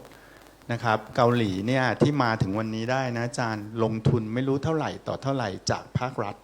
นะเพราะนั้นเนี่ยผมบอกเลยว่าถ้าขาด4มิตินี้เนี่ยมันอาจจะไม่ถึงตลาดโลกมันอาจจะไปได้แค่อาเซียนนะครับซึ่งมันก็เป็นตลาดที่ไม่ใช่พรีเมียมเนาะเพราะเขาก็มีของขายกับเรามันอาจจะไปได้แค่เอเชียนะครับในจีนในญี่ปุ่นอะไรต่างๆแต่ถ้าจะไปมิลานไปปารีสอย่างท่านผู้ว่าอยากไปเนี่ยเราต้องทำแบบจริงจังแล้วก็ใช้เวลาแล้วก็ต้องทำกันเรียกว่าโดยทุกภาคส่วนร่วมมือกันนะครับอันนี้ผมก็ฝากนะครับว่าสถาบันสิ่งทอยินดีนะครับแล้วก็ดีไซเนอร์ไทยเก่งๆเยอะแยะนะครับที่อยากจะช่วยผลักดันก็อยากจะฝากให้ทุกคนเนี่ยร่วมแรงร่วมใจกันเราก็ถึงจะไปบุกแฟชั่นไทยไปสู่ตลาดโลกได้อย่างยั่งยืนครับครับก็เราไม่ใช่เป็นพลเมืองเฉพาะคนแพร่เนาะเป็นพลเมืองโลกดังนั้นสินค้าและบริการของเราก็ต้องมีการปรับตัวนะครับเดี๋ยวก่อนจะมีท่านไหนมีคำถามนะครับกับท่านวิทยากรบ้างครับนะเพื่อที่จะได้คุยกันครับอ๋อครับเดี๋ยวอาจารย์อินทิรามีวิดีโอนะเปิดได้เมื่อกี้ที่เปิดไม่ได้ ก็ก่อนที่จะหลับกันนะคะขอโชว์นิดนึงขออวดนิดนึง ไม่คือไม่ใช่ว่าอวดอะไรคืออวดว่าฝีมือของคนไทยเรานี่แหละมันสามารถที่จะสื่อสารหรือถ้าเราปรับนิดนึงเนี่ยมันสามารถที่จะออกมาดูเป็นอินเตอร์ได้เพราะว่าคนดูในผลงานพวกนี้แล้วมันอยู่ที่สไตลิ่งหรือการถ่ายทอดออกไปการถ่ายแบบการอะไรต่างๆเพราะฉะนั้นมันดูเป็นอินเตอร์เป็นสากลได้นะคะได้ไหมเอ่ยโอเคค่ะ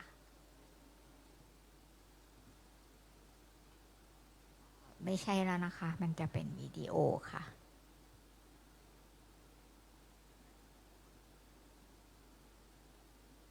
คือที่ให้ดูเพื่อจะได้เป็นกำลังใจซึ่งกันและกันค่ะอดทนรอเทคนิคแป๊บหนึ่งมันจะเป็นอันสุดท้ายเลยค่ะไฟล์สุดท้ายค่ะค่ะลองดูนะคะอันนี้จะเป็นงานโครเชต์เห็นไหมคะว่าเดี๋ยวนี้สังเกตว่าวัยรุ่นเขาจะห้อยพวงกุญแจแต่อันนี้เป็นงานโครเชต์ที่เขาอันนี้เป็นงานปักจากนราธิวาสแต่เรามามิกซ์ให้มันทันสมัยขึ้นแทนที่เราจะปักในสิ่งอื่นที่มันไม่ใช่แฟชั่นอันนี้โครเชต์แล้วก็เรามาสไตลิ่งให้ดูแบบเป็นแฟชั่นขึ้น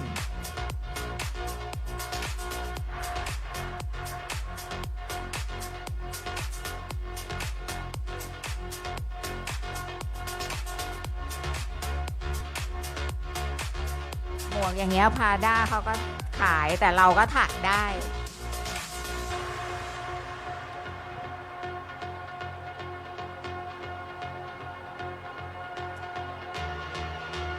อันนี้ของนาราธิวาสมาปักนะคะเป็นเนี่ยโครเชต์เราก็บอกเขาว่าควรจะถักรูปแบบไหนที่มันดูทันสมัยนะคะแล้วมันมีถ่ายแบบทุกคนถามว่าอันนี้มาจากโวกเหรอนี่สินค้าเมืองนอกเหรอไม่ใช่คนไทยเนี่ยแหละค่ะชาวบ้านเรานี่แหละมันอยู่ที่เราจับมาสื่อสารออกมาให้มันเป็นอินเตอร์หน่อยนะคะการผสมผสานเนี่ยค่ะทุกคนบอกอันนี้คือชาแนลหรอไม่ใช่ช่างปักเราโครเชต์ชาวบ้านเราเนี่ยแหละค่ะเพราะฉะนั้น อยากจะบอกว่าเราเห็นของดีที่นี่แล้วล่ะเราสามารถที่จะสื่อสารออกมาให้ทันสมัยแล้วก็โลกมองเราได้ เพราะฉะนั้นควรสร้างกำลังใจซึ่งกันและกันนะคะขอบคุณค่ะ ขอบคุณครับอาจารย์ครับก็ยิ่งใหญ่มากนะครับก็การเราได้คีย์เวิร์ดหลายตัวนะครับในเรื่องของการสินค้าที่มีความยั่งยืนนะครับมีช่องว่างการตลาดนะครับภูมิปัญญานะครับแล้วก็การสื่อสารให้มันเป็นสากลนะครับถ้าแพร่ของเรานะครับก็อนาคตของผ้าแพร่จะสู่รันเวย์โลกนะครับอาจจะต้องใช้เวลานะครับแต่ว่าเรามีทุกสิ่งทุกอย่างอยู่แล้วนะครับอยู่ที่เราจะขับเคลื่อนนะครับก็ต้องอาศัยความร่วมมือหลายภาคส่วนนะครับการเสวนาวันนี้ก็ข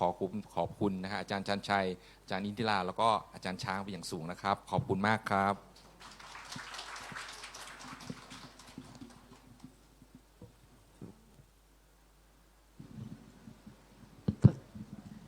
ขอเรียนเชิญท่านทั้ง4ท่านยืนอยู่บนเวทีสักครู่หนึ่งนะคะค่ะก็นะคะวันนี้ค่ะเราได้ฟังการเสวนานะคะที่จริงเป็นโอกาสอันดีมากๆที่จะหาโอกาสยากนะคะที่ท่านผู้อาจารย์ท่านที่มีประสบการณ์มีแนวคิดนะคะซึ่งฟังแล้วเป็นแรงบันดาลใจที่ยอดเยี่ยมที่สุดเลยนะคะที่จะสร้างแรงบันดาลใจแล้วก็สาระต่างๆที่ท่านนำมาในวันนี้นะคะจากประสบการณ์และความรู้ความสามารถของท่านค่ะขอเสียงปรบมือให้กับท่านแรกนะคะดร.ชันชัยศิริเกษมเลิศค่ะท่านเป็นผู้อำนวยการสถาบันพัฒนาอุตสาหกรรมสิ่งทอและอีกท่านหนึ่งนะคะท่านอาจารย์ช้างค่ะคุณศักดิ์จิระเวียงเก่าค่ะนะคะนักออกแบบและผู้เชี่ยวชาญด้านผ้าทอพื้นเมืองนะคะที่ท่านมองเห็นนะคะในผ้าทอพื้นเมืองของจังหวัดแพร่อยู่ตรงไหนเนี่ยอาจารย์ช้างหยิบออกมาเป็นผลงานนะคะได้เป็นอย่างดียิ่งเลยนะคะค่ะแล้วก็อีกท่านหนึ่งนะคะท่านอินทิราทัพวงศ์ค่ะผู้เชี่ยวชาญด้านการออกแบบและแฟชั่นวันนี้เป็นโอกาสอันดีค่ะที่จริงแล้วท่านเป็นผู้อำนวยการไทยเฟสท็อปโมเดลด้วยนะคะขอเสียงปรบมือกับท่านอีกทีหนึ่งค่ะเรามีการดีมากๆเลยนะคะแล้วก็ท่านผู้ดำเนินรายการวันนี้ขอบคุณคุณธีรวุฒิกล่อมแล้วค่ะพี่บีค่ะพี่บีก็อยู่ในวงการผ้าแล้วก็การออกแบบต่างๆมากมายเลยทีเดียวนะคะในการนี้ขออนุญาตบันทึกภาพร่วมกับท่านอุตสาหกรรมจังหวัดค่ะด้านหน้าค่ะเรียนเชิญค่ะฝากถึงผู้ประกอบการทุกท่านนะคะหลายท่านนั่งฟังนะคะอาจจะมีความสนใจนะคะเกิดมุมมองเกิดแรงบันดาลใจหรือว่าอยากจะมีข้อสักถามแต่ถ้าหากว่าท่านฟังวันนี้แล้วนะคะแต่ว่าสนใจนะคะจะสมัครเราเปิดสมัครนะคะรับเข้าร่วมโครงการตั้งแต่วันนี้จนถึง20 เมษายนนะคะจากนี้ไปเราจะมีการอบรมนะคะเราจะมีการสร้างเครือข่ายเพื่อความเข้มแข็งของคลัสเตอร์จากนั้นเราจะมีการคัดเลือกค่ะสู่ระดับสากลต่อไปนะคะเสียงปรบมือให้กับทุกท่านอีกครั้งหนึ่งค่ะค่ะและนะคะขอบคุณท่านอุตสาหกรรมจังหวัดขอบคุณท่านหัวหน้าส่วนที่เป็นกำลังใจอยู่ที่นี่นะคะท่านคลังจังหวัดท่านจากจังหวัดแพร่นะคะท่านหัวหน้าสถิติจังหวัดนะคะศูนย์พัฒนารัษฎรพื้นที่สูงขอบคุณนะหัวหน้าสำนักงานรามคำแหงนะคะแล้วก็ผู้ประกอบการทุกท่านด้วยค่ะหวังว่าพลังแรงใจแรงบันดาลใจที่ได้วันนี้จะขับเคลื่อนแพร่ Next สู่ความสำเร็จอย่างแน่นอนขอบพระคุณค่ะ